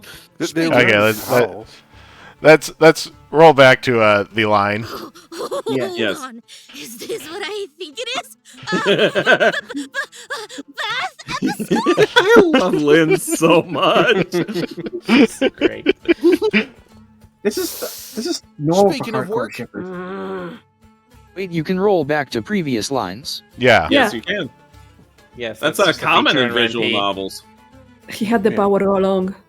Yeah. Boss, don't be like that. You know baths are good for you. Do we really gotta do this whole dance every time? Give me that sponge. Hey, come here. I gotcha. I improved the There's sound. no escape now, you filthy Not now. rascal. Brush, brush, brush, brush, cleaning up the little boss. The sound is better now. It doesn't sound like brushing teeth anymore. Okay. Once satisfied with his work, Adder locked Aina's head under his arm and dashed to the contiguous warm room. It wouldn't be completely out of place to say Adder dunked a quasi-sparkling Aina into the pool. And you better not go crawling out till I tell you. You hear? Aina raised her head over the water like a grim apparition, hair on her eyes and murder all over her face. Her vengeance could not come to fruition, for it was misplaced by the sight of Sep's body clad in What? What did Ina see? A towel. What? Sepp was wearing a perfectly decent bathing robe under the towel. No, she wasn't. Everyone wore perfectly decent, family-friendly towels and bathing robes beneath them. I'm 14, not stupid. Her vengeance could not come to fruition, for it was misplaced by the side of Sepp's body, clad in nothing but swimwear under a towel. I swear to you that the first thing I'll do on my right day is come back and rewrite this.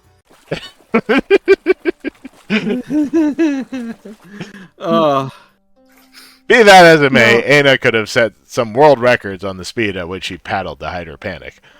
The patch was already no patch. That patch is never arriving unless you have enough millions to pay me. I may be straight by money. Oh, look! The Get the extra special version on the Patreon. Yes. Sepp followed her leisurely, running a hand between the threads of long silver-white hair floating aimlessly in the water. Wow. Your hair color looks even more unreal than the dye, doesn't it? Like fine spider silk in the moonlight, or the world's finest linen thread. To be honest, though, I only thought it looked like rice noodles when I was a child. Yum. Sepp glanced back at Adder. He was preoccupied brushing his antlers ferociously in the cold room. A rare moment removed from Adder's overprotectiveness for the both of them. So you really don't remember me at all, do you? Who knows? Maybe you just need to take a closer look. Never one to miss a chance to make someone else falter, Sepp casually wrapped an arm around the shorter girl's shoulders. Then again, I don't look anything like the child you knew, do I? I used to have really stubby arms and legs, so much so that Illigrab started calling me Pumpkin. Actually, I don't know if he started it, but it caught on. I became Pumpkin first and Sepp second. Sepp's hand sauntered toward the top of Aina's head. Well, anyway, whenever you carried me, he'd say it was so sweet. We looked like a pumpkin pie. Can you imagine that? You were anything but sweet carrying me back there. The taller girl's fingers slowly traced the outline of Aina's increasingly red ears. But you were always so patient with me when I was a child. Remember? You even let me chew on your ears whenever I was scared. Could it be my fault they look like this now? Aina shrugged her shoulders way past the line where any shoulder is supposed to elevate. You don't know? We could always check. Sepp made to take a small bite out of the tip of Aina's right ear. In the last moment, she craned her face to rub her cheek against hers instead. Honestly, I think I prefer it like this for once. You don't need to remember you ever knew me, Aina. I want you to see me as I am. Hey, what's going on over there? Sepp moved to Very smile. good noises. Sepp moved a smile away from Aina's face, leaving a flustered mess in her wake. Nothing. Just watching a snowflake melt in the water. Keep on calling her cute little nicknames. See how that turns out for you. Every last remaining boiler went off in Aina's cheeks with the arrival of an extremely misproportioned stag coming in through the other end of the pool, leaving very little to the imagination. But just to be clear, he was wearing a towel. It's just the steam. Right, whatever. Just let me write some steamy prose about my ancestors. keep being normal. Keep being so normal as usual. All right, everyone. Soak up nice and good, take a dip in the hotter pool, back to cool, and then it's right back out. The water feels great, but we ain't got time to waste splashing about all day. No. I need a bath, Adder. A long, warm bath for my health. Besides, it's a well-known fact that people get their best ideas while they're bathing. Though I'm sure you can't relate. Hey now, you've been hip-deep in muck today. You don't get to make fun of me no more. That's the thing about filth. Some of us actually rinse it off. Aina laughed under her breath, making Sepp smiling kind, which in turn made Aina skitter away again. See? Even your boss thinks you could use more baths. It's official now. Yeah, right. She's one to talk, so to speak. Anyway, we should be running out right about now. Adder couldn't keep his eye from flicking towards Sep's towel as she pulled her body close enough to bump shoulders. It's been a very long day, and you did a great job tricking the beasts. We can afford to relax at least 10 minutes, don't you think? No, it ain't the beast what's nagging me right now. I got a bad feeling about this place. It's too fancy. This ain't what a house that's been abandoned for a year and some in Slander's supposed to look like. And that's a bad thing, apparently. Ignoring the very obvious one-eyed glare Adder was sending her way, Sep kicked up her legs over his shoulders and sighed. Lighten up a little, dear. I'm sure Aina will be more than capable of arranging something for us if it turns out we are taking a bath on private property. It means you'll get to hit people very hard today if they bother us. Aina's best attempts to look reliable and menacing were cut short by the fact that she still wouldn't dare turn around to look at the ruminants behind her. So there they were, one gazelle stretching her legs, one deer anxiously glancing at the entrance, and one smith desperately trying to hide her face from the rest of the world. This quietude, of course, wouldn't last. So, tell me, Adder, is forcing your boss to take a bath part of your job description, or is that more of a labor of love? It's a mantle I took up when I got tired of seeing her covered in soot every day. Y'all like to talk trash about me, but that's because you ain't seen Aina thrashing around in it. Bagging fleas is easier than dolling up this little menace. Adder patted Aina's spotless white hair. Hillegrab says her dyes used to last months before I showed up. Adder and Aina frowned at each other. Then her tail started wagging. Whose fault is it, huh? Who likes hopping in the mud every time it rains? Oh, yes, it's you. Such a bad boss. Yes, you are. No comments. Adder started scratching Aina's cheeks and neck until her tail started wagging at full speed, splashing water all over the place. Smooch after smooch was peppered on Aina's little nose while she made some very half-hearted attempts at swatting Adder's face away. The duo only stopped upon noticing the blue eyes silently judging from afar. Oh, no, please. Continue. I have no intention of getting into whatever that was. Hey, don't make it sound weird. I'm just glad, because I haven't gotten to be with her like this in a while. Like this. Sep flicked her eyes down at their towels, then back up, turning both of their faces immediately red. What?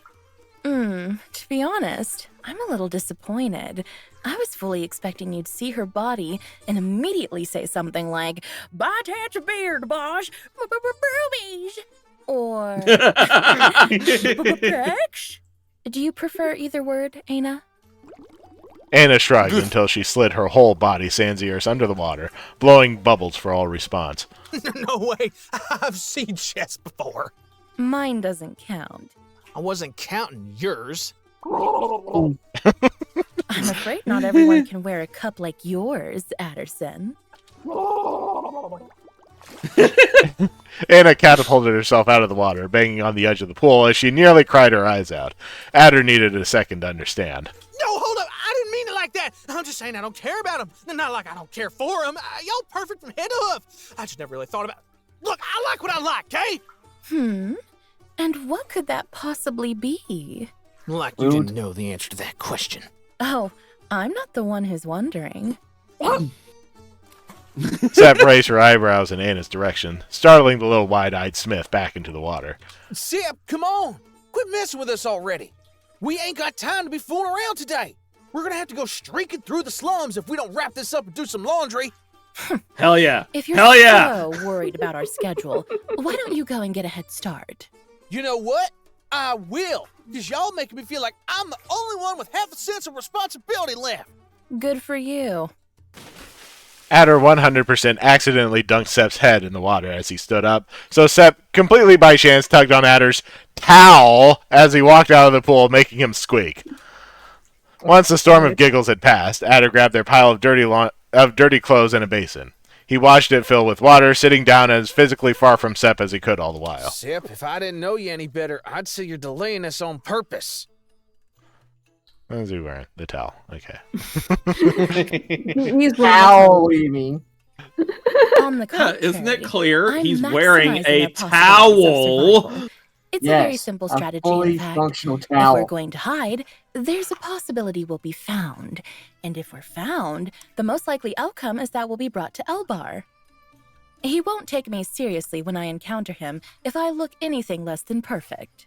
Aren't you a little bit worried he may not care a whole lot about your looks after everything that happened today? Of course not. I don't dress to impress the people who love me. I dress to impress the people who hate me. And I undress for the sake of the fashionably challenged. Sticks and stones, Sep. You should have really let me buy you new clothes when you had the chance. Yeah, well, I would have fancier stains to wash off then. Anna poked her face out of the water and pointed her left eye at her left eye with a smile, making Adder groan in response. Wait, what does that mean? Eye stain? A dirty patch? Anna shook her head, laughing. Adder, quick! I need more context. It means I'm a dumbass who don't even know where his eye is anymore. Now, if y'all done chewing the rag, I could really use a hand with this. Adder channeled what remained of his patience into presenting Sep with a basin full of water and soap. Sep rolled her eyes with secret understanding, bringing a hand into the bottom of the recipient. The water started to bubble into a near instantaneous rolling boil. There. Be gentle with my skirt, dear. Silk is very delicate. Yeah, had her do everything as usual. I don't think Adder's ever handled silk before. Adder turned around to go get their clothes, mumbling something about delicate silk under his breath. Well, thank you kindly for manipulating temperature for me, darling. It ain't like I could do it myself or nothing. Sep sent a glance in the direction of her cooling down hand, opening and closing her still glowing fingers. Between the gaps, she spotted Anna's puzzled visage. What? You didn't like my impression? Anna tightened and loosened her hand into a fist, just like Sep had. On second thought, that was not an expression of confusion. Anna seemed absent, completely out of it. Her gaze was lost somewhere far beyond Sep's right ear, and her jaw was clenched with such strength that her mouth had almost disappeared. A completely unreadable face with intentions that remained a mystery. She finally focused back, startling Sep. In a desperate bid to stop whatever it was that was managing to set her off so much, Sep reached out for the smith's head, moved just by the vague impression that she'd seen Pertok do that before. I have a comment when this is over. Sorry, go ahead. It wasn't the whack of the cane this time, but a desperate caress. And just like it had come, it was gone, whatever it was. Anna remained completely unfazed, beyond the obvious surprise in her face from the unexpectedly kind touch. You're all right. Everything is, well, you're here with us now, so it's about as good as it could be. Focus on that. Anna looked around. She blinked slowly with big, dazed lilac eyes and then nodded, still looking a bit unsure. I'm not great at this, am I? I'm sorry. If you're looking for a hug or something, you're going to have to ask. So I wrote this thinking like, because it's something that happens to me. I thought it was like some kind of like PTSD response. It's seizures, y'all. Like, if you ever see like someone like get like an empty look, it's something called an absent seizure. Oh, yeah, you mentioned it on the Twitter. That's right. Yeah, so I wrote this like thinking like, oh, this is a very normal thing that happens to me because I'm having a flashback or something. No, it's a seizure. Holy shit. Oh. So now you know. I guess I do know. Just in case, like, if you ever find someone like doing this thing where they just kind of like suddenly go into like a blank look, check in on them. Yeah. It was only then that Sep realized her hands were still burning white on Anna's skin. Amazing. You really are immune to my fire, aren't you? Mm-hmm. What in the name of oblivion y'all talking about? Fire? Did I hear that right? What just happened here? What were you trying to do now? Calm down. I wasn't trying to hurt her. I mean, I don't think I could to begin with. I was just trying to... I don't give a darn what you were trying. You and I are going to have a chat on a little something called consent when we're done here, Missy. You all right, boss? You hurt anywhere? Anna was fine, save for a huge increase in bodily temperature that had very little to do with Sep's abilities. She's fine, okay? Well, she's kind of not, but that's the whole point I'm trying to make. I couldn't hurt her on a physical level if I tried. She's invulnerable to my magic. And that's a very big towel that Sep's wearing. Yeah.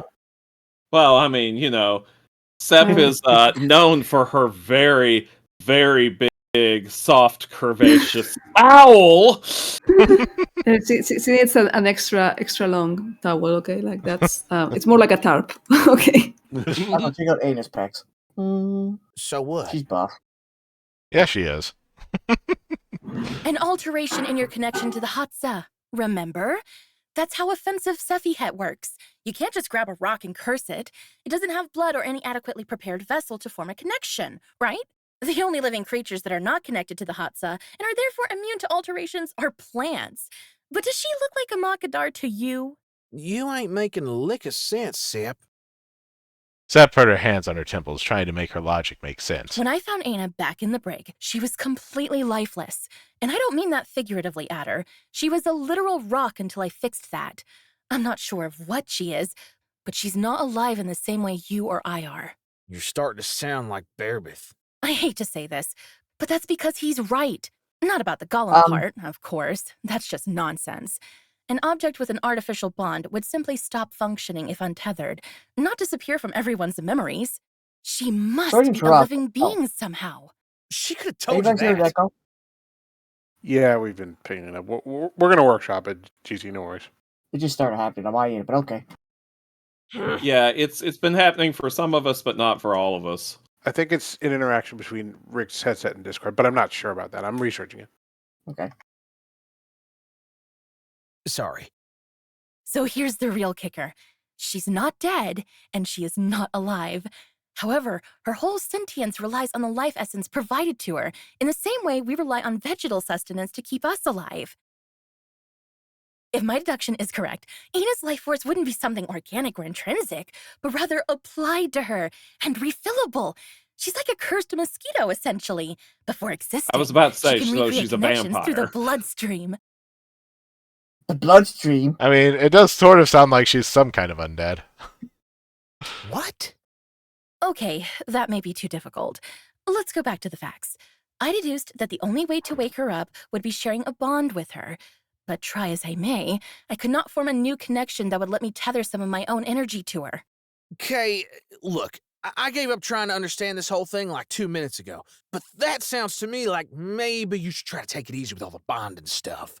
It just means that someone was dead set on protecting her from anyone else's influence. So I had to find a way to provide my own life force to refill whatever powers her connection to the Hatsa and wake her up again without a bond.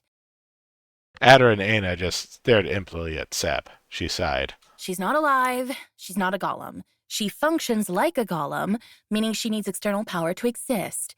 Someone powered her up. That someone didn't want anyone else doing the same.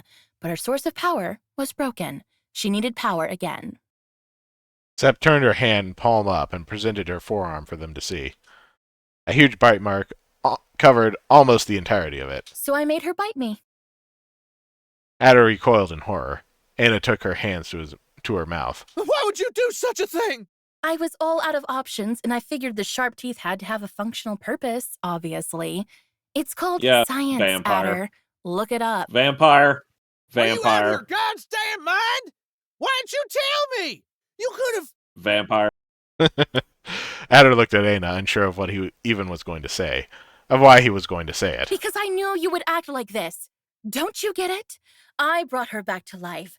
I brought you into my own mind. I even managed to channel your thoughts without having to say a single word to persuade you. Sep took her hands to Adder's chest, an ancient voice to his ears, eyes shining eerily in the reflections cast by the water. And this is barely the beginning. Who knows what else I could achieve through these powers? What we could learn from creatures like her. If I could only find out how the beasts managed to deactivate her in the first place. Adder grabbed Sep's shoulders and gently pushed her away, refusing to meet her eyes. You really do sound like Bearbeth. Adder grabbed the laundry basin and walked away from the warm room, reluctantly followed by Ana. Sep was left standing alone in the middle of the pool, dripping wet and frowning like a child who'd just been told no. She wasn't just going to let the topic be, of course. She followed them into the locker room, her interest shifting pointedly towards Ana once more. Though her first thought was heading straight towards her, she decided to make a very slow and deliberate beeline towards Adder instead. Always the hero, Adderson of the higher field, protector of lost causes, defender of what needs not be defended. Seb smiled, throwing both of her companions off. Then she turned to address Aina. Funny that. He really seems to care a lot about you. Adder didn't bother looking up from the fabric he was dousing in hard soap. What's all the whispering for, Sep? Sep didn't say a single word. She merely had to wait patiently in front of Adder's face for the boy to bring his own to feet. She always knew how to stand and how to speak and to make his throat turn dry. So how much does she know about our thing? Sep, please. You know me. I'd never tell no one nothing at all. I meant about the reminders that our own little bout with science left on your body. But we're all ears if you have something you want to share with the room. Adder's jaw hung loose as he turned his head between Sep and Aina. No? Then I take it she's well aware then of all the nights we spent dining together in my room? Of your promise to entertain me at the risk of indebting yourself to me for life? Of your oh-so-moving proposal? Aina took the bait, and Adder knew that Sep knew that he knew too. She didn't need to... I see.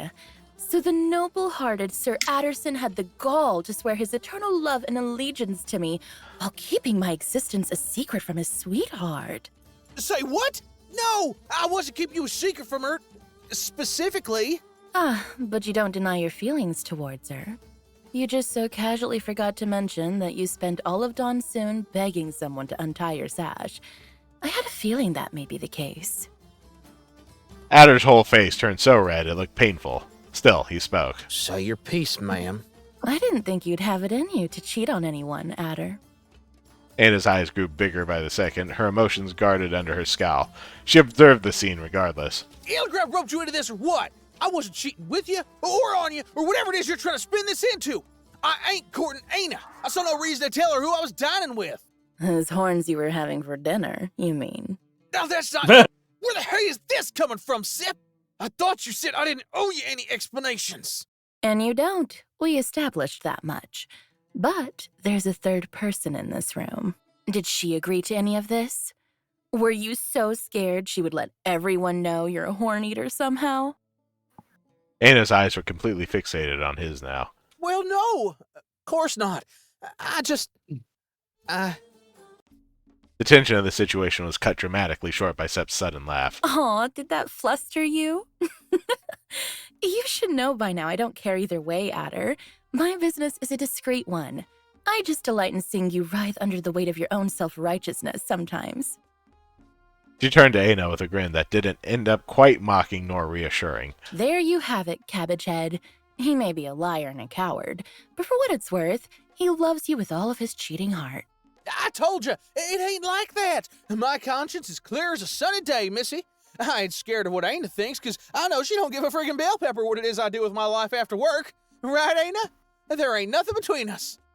I feel like people who project on other, I get so angry about this without interacting with the fact that he's been cheating at the very least emotionally, you know. So I don't know.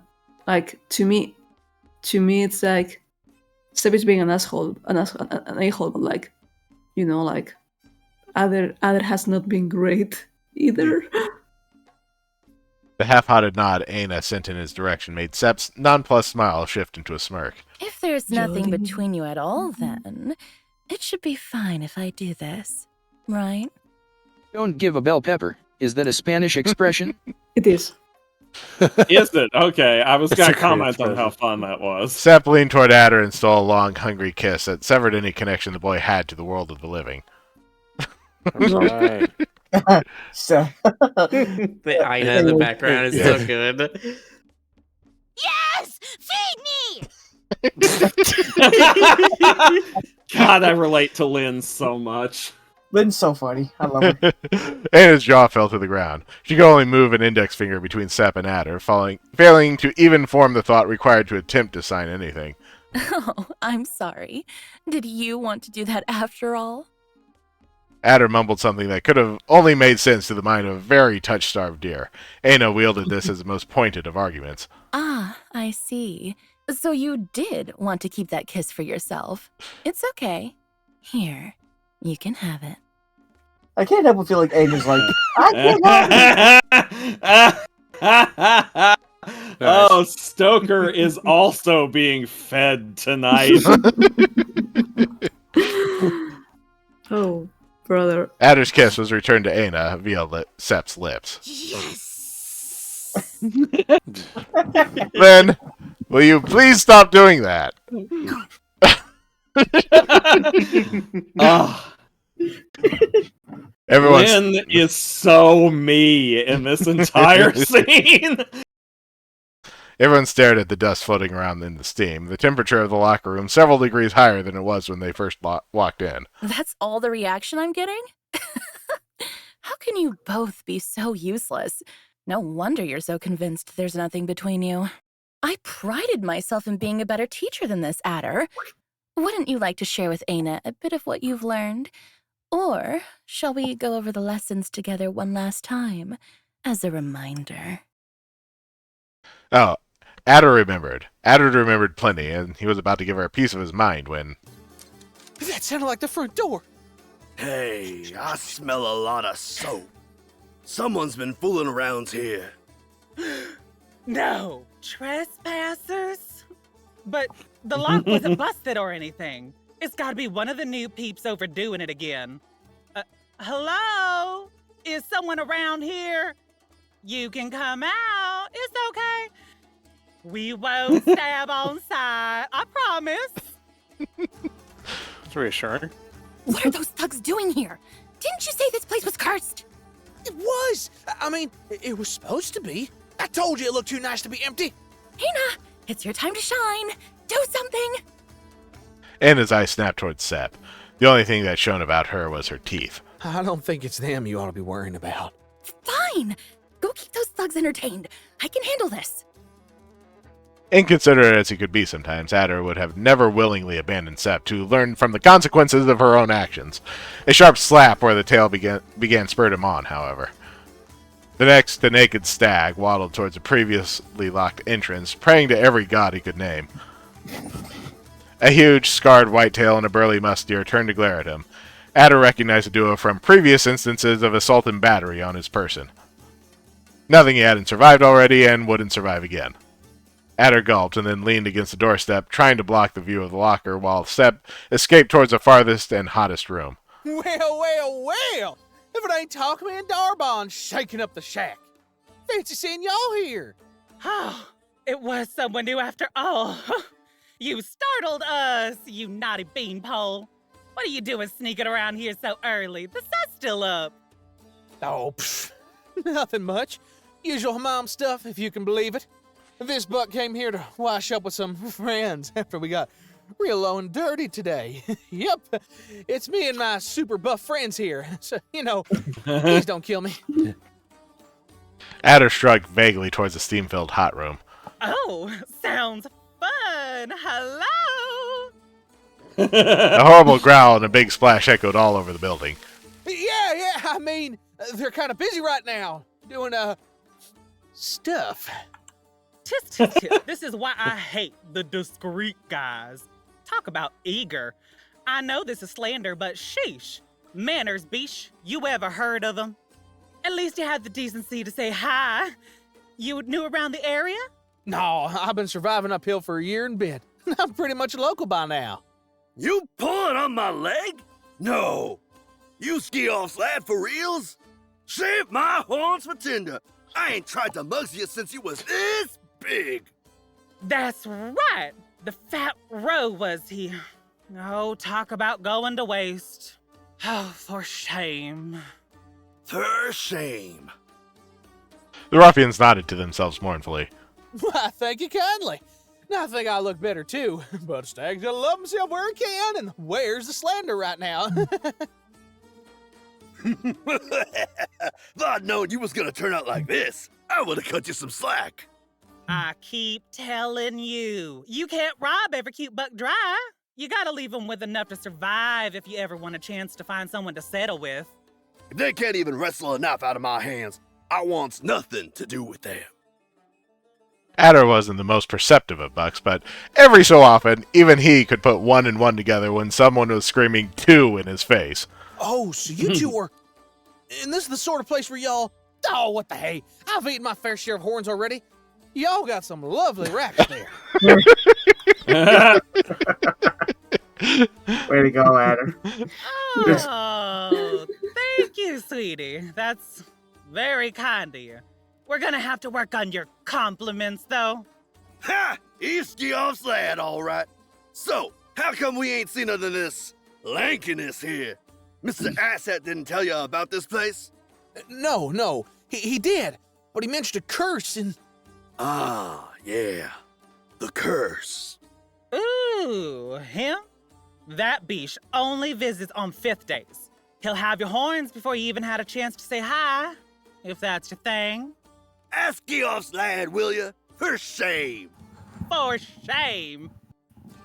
The buggers laughed loudly, shaking their heads and patting Adder's back, half mockingly, half reassuringly. They only stopped in their inside jokes when they realized Adder had no idea what they were talking about. I mean, you know why Geoff is so well known around Slander, right? Why he chose to live here? Because he can't afford to be anywhere else? Nay, the lad loves it here. He got the smell of money to him, but says he never felt he belonged more than when he ran away to the slums. That crazy stumpy mushroom just sprouted up at Slander one day with his hat and his dramas and his bad music. You know Geoff. He lived his life so carefreely that a lot of us felt kind of inspired to find that strength in ourselves, or something like that. You saying Mr. Bard started this? No, of course not. Geoff wouldn't put an ounce of effort into making things easier for anyone if it cost him his life. But I guess he did kind of plant that seed inside of us. In more ways than one. God damn it. That was a Stoker line right there. I'm here like, gays, do you feel represented? Is this gay enough?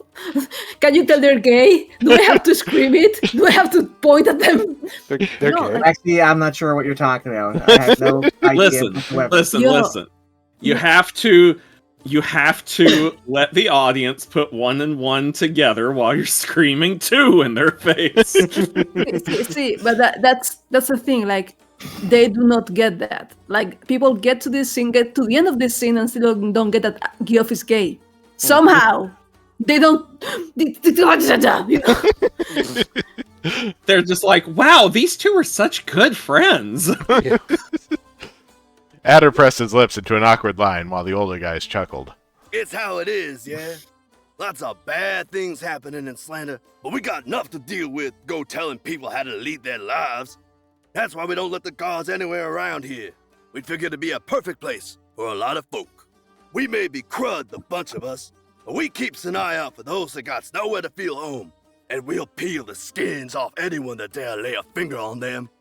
Well, some of us still adore having this little bit of privacy, though.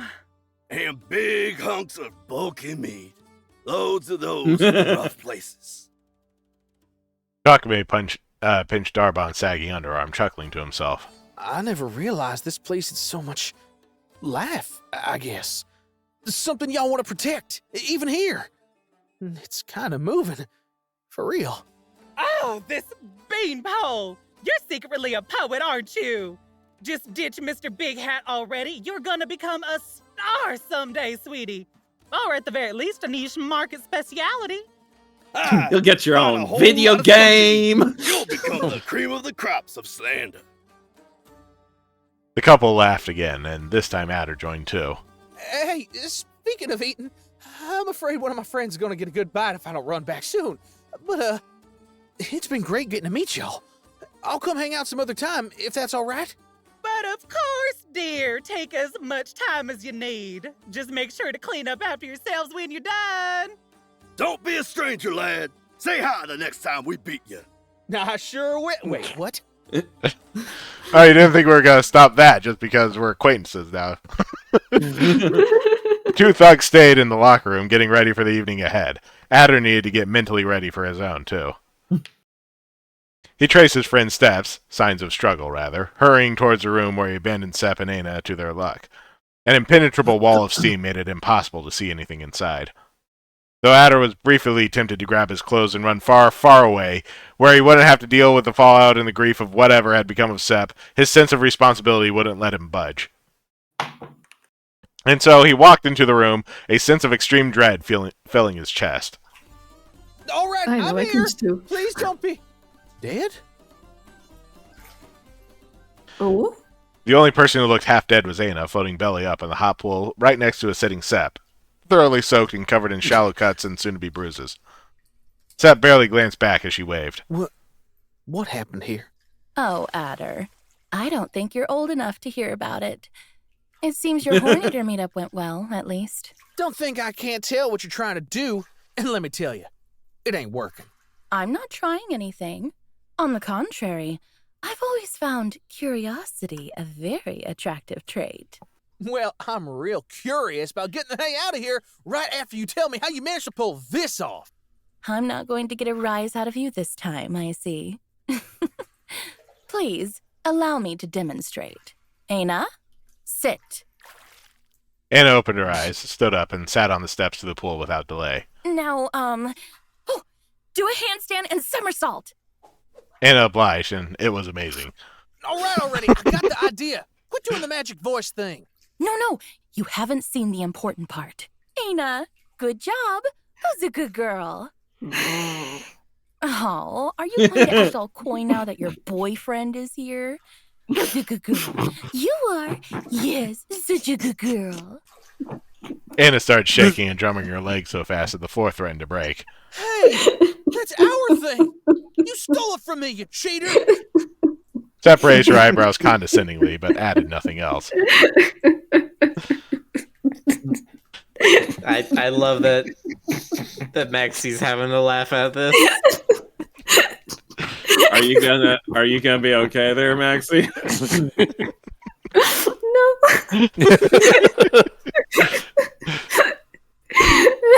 No. Okay.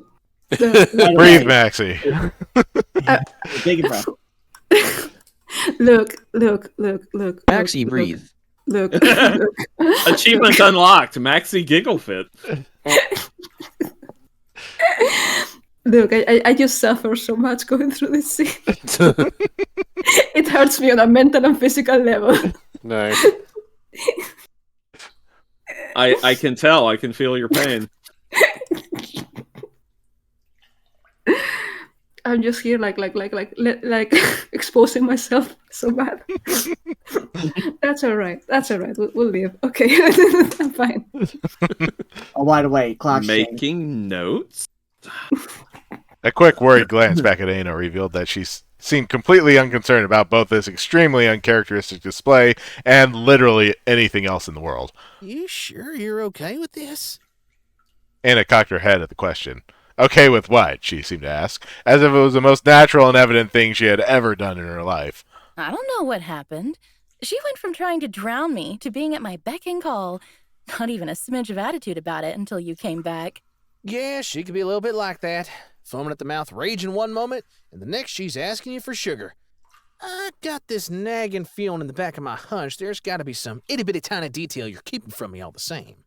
You can just see for yourself if you don't believe me.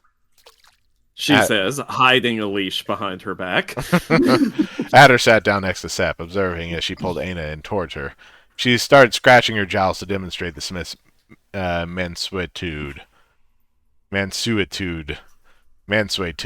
I have no idea. Like I don't want to believe you, ma'am, but I reckon you'll forgive me if I'm a little suspicious after that whole science tirade. Who knows? Maybe I really fried her mind when I let her eat me. Bite! Bite! You made her bite you! Oh, why are you like this, Sep? Because it bothers you. Why else? Sep lifted her arms up, releasing Aina from her bliss, only to shift her attention to Adder. Won't you let me bother you both? Please do. Please do. Bother us! Gee, Sep, like you ain't done enough of that today. Adder's eyes shifted towards Aina. Sepp immediately grabbed him by the cheeks and turned his head back to her. Are you really going to ignore me twice and then crawl back when we're alone? Keep playing dumb until the end of the world so no one gets hurt? Wouldn't you rather be honest with yourself for once and seize everything you want? You don't have to choose every time, Adder. All right, that's it. Time out. This ain't no time to be talking or kissing or any other ends you got in your head right now, ma'am. So when will it be? I'm afraid that between getting eaten by a pack of beasts and murdered by the fiancé you stole me from, my schedule may be a little tighter than usual in the foreseeable future. You want to spend our time wisely? Then get over whatever deep denial complex you two have, and let's just focus on the situation at hand. I like that. That was funny. It ain't like we got them self-denials or any of that radish stew you're trying to feed us. We're, Smiths. Yeah. Iron-hearted folk. We're the best at staying focused. You won't distract us from our mission. I'm not trying to... Fine. You're hopeless. I give up. Just humor me for a second, and I'll leave you alone. Hold your hand for me. That's all I ask. If you two die without ever having held hands, I'm going to be really mad at myself. Adder and Aina looked at each other. They looked at Sepp. Just holding hands? And you promise you'll lay this whole thing down? I promise. You do still remember how I feel about promises, right? Adder couldn't even keep his gaze on his boss as he wrapped one of his massive hands around her hand, and wrist, and forearm. Aina held onto one of his fingers in exchange. Your form is unorthodox, to say the least. But it will do. Now, what are we thinking? Do we have to do this? Indulge me. I'm thinking one of these shovels would be enough to scoop her up. Gods, I know. And how does that make you feel? Good. The Embarrassed. sheer amount of Makes me feel like thirst in that I wanna delivery. Protect her. Great breakthrough. But is that something you want, Aina? Do you want Adder to protect you and hold you and tell you what a nice little boss you are? Hello, Trust. Hey, Trust. Hello. Yeah, you know we usually stop around midnight-ish, but I want to get us out of the bath first. Yeah, otherwise we'll get all pruny. Aina glanced away like she hadn't heard. I asked you a question. Is that what you want? Quit it, Sepp. You know she can't give you an answer.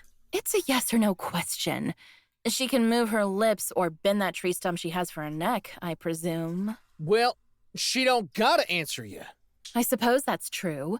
Nobody has to do anything if you boil it down to a matter of personal obligation.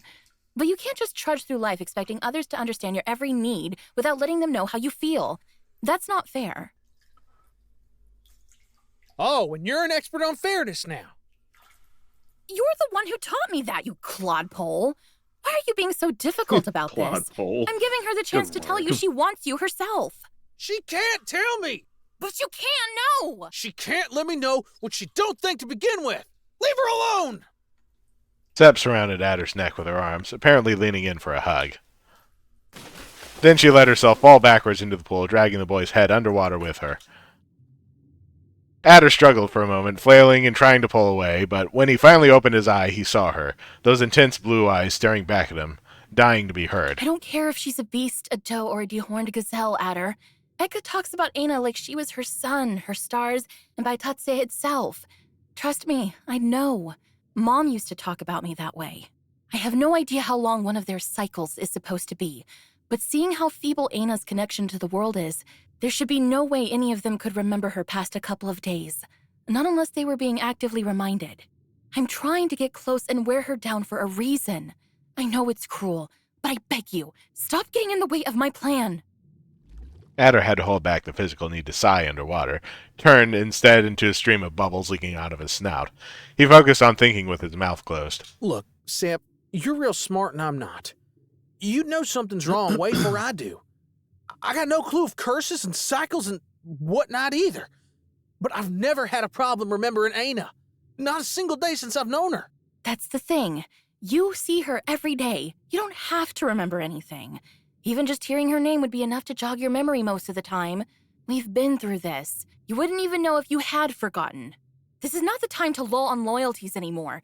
I need your help to learn if she's truly devoted to you, or if she's just been fattening you up so her sister could bite off your... Adder put a whole hand over Sep's face and lifted her head out of the water, effectively shutting her up.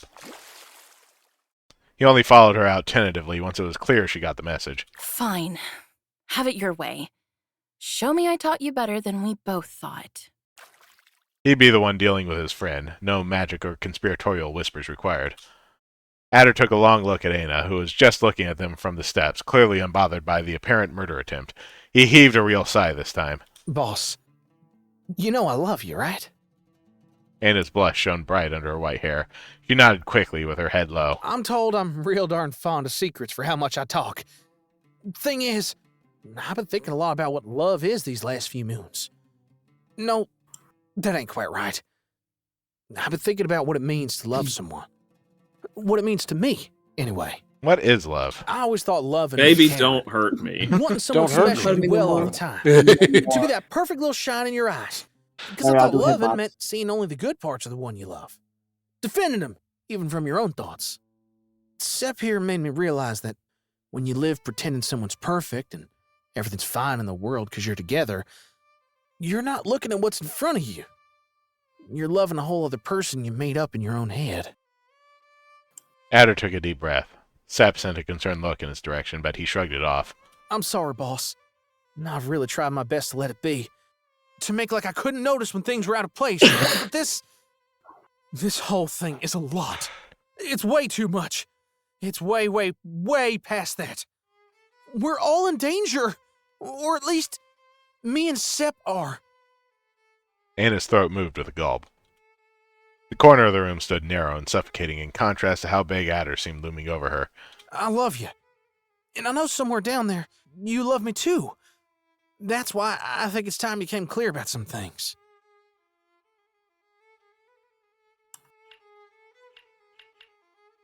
Are you a beast, Aina? Aina furrowed her eyebrows, confused. She shook her head slowly, unsurely. You don't know either? She's not quite telling the truth, but it doesn't seem like she's lying. You think the patron could take such a big chunk of memories out of someone that they forget what they are? I couldn't even start to guess. She may have never known to begin with. Sep sounded a little more affected than usual as she trailed off. You acted like you didn't know him, but it's pretty obvious that just couldn't be. What are you to the beasts, Aina? Why do they admire you so much? Aina tried to walk back, but she only found the wall behind her. Her lips started to curl. You won't get anywhere asking questions like that.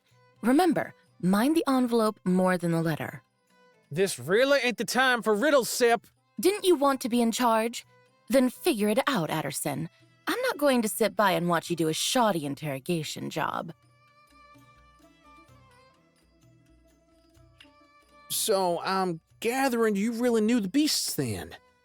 Yeah, 'cause you're sister after all, huh? Aina shrugged her shoulders until her neck disappeared. Then she nodded. So you're a beast too then? Not necessarily. Say what? Why are you replying for her now? Because you're making stupid assumptions about how families work. Just stick to the facts. So wait, is the patron your paw for real, or? Aina nodded, confused. She didn't seem to understand what Adder was getting at. What in the name of the Hutsa is for real supposed to mean here? I don't know, maybe she's adopted, or... And what's that to you? Right. Sorry.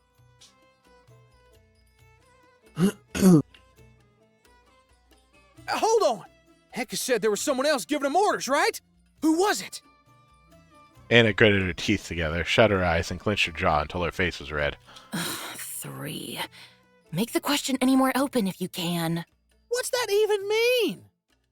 You only have one try left. Careful. I don't know what I'm trying to do. Did you know? Think about how Aina can reply to you. Okay. When we were alone, Eka said you'd asked to get me on board. You wanted me to be part of the crew. So that means you knew they'd be coming, didn't you? What they'd be coming for. Anna shut her eyes with a fear Adder had never seen in her. She nodded. You really did know about this whole thing.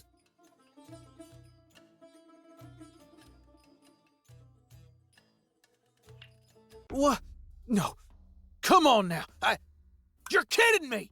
You knew they wanted to hurt people. Eat people. And you just let that be? Why didn't you... How could you just stand by? I thought you got a heart somewhere in there, no matter what y'all said. I thought you cared deep down. But this? Come on. I thought we were friends. I thought we were... Adder stopped himself mid-sentence. There it was. The same look as the one she'd seen in his eye when Eka held her tight in the ship. And his lips moved, but they spelled nothing. Hard as he tried to dig in the dry well of his heart, Adder couldn't finish the thought. Anna shoved him back the second his mouth opened again, effectively launching him across the room. Everyone in the room seemed equally confused about what happened. Both the apprentice lying on the ground against the wall, and the smith that pushed him, and even the girl watching from afar. There was no backtracking now, not with Anna taking the lead. Dashing faster than time itself, Anna leaped over the stunned boy and kicked his head down, propelling herself toward the narrow windows on the ceiling. Adder needed a longer than usual moment to fully grasp what just happened, but the sight of a fluffy white tail disappearing past a hole somewhere above him finally returned him to reality. Ain't will you quit running away already? Get back here! I'm not done! Ada! Please come back. I just wanted to do things right. Sepp finally skittered away from the column behind which she'd taken cover. She glanced silently at the deer on the ground and then back at the window, measuring her words. You did as well as you possibly could have. There was no way to avoid holding this conversation in the end. The gazelle let her back slide down against the wall next to Adder. I wish you would have let me read her mind to get a straight answer, but there's no use crying over it now. I thought she would trust me enough to... Trust is a two-way door, Adder. You wouldn't have trusted her with your secrets either. Quit with the gaze reader act for once, will you? You don't know that. You don't know crap about me. The look Sepp sent his way spoke volumes. Adder sagged until his antlers touched his knees. He put both hands on his face and sobbed into them. Am I a bad friend? Sepp wouldn't answer for the longest time. She simply shuffled her body forward with all the grace that the situation allowed, carefully let her head rest against his shoulder. You're bad enough for me. Once more, Sepp surrounded the base of Adder's neck with her arms, slowly, carefully. The boy looked down, finding her face so very close to her as his hands reached his head. His lips found hers through admiration and desperation refused to let them go. We can't. We gotta find her. You know where she's going. Let her make things right. She can take care of herself. You sure? No, but I need you right now. This simple confession, a moment of lost vulnerability, was enough to make Adder's heart and senses melt into pure foolishness.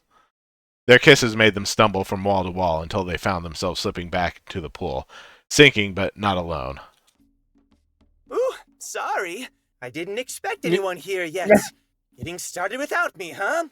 Well, too bad. Uncle Gyoff needs to tell someone about his day. Gyoff? Adder? What brings you here? Who told you about this place?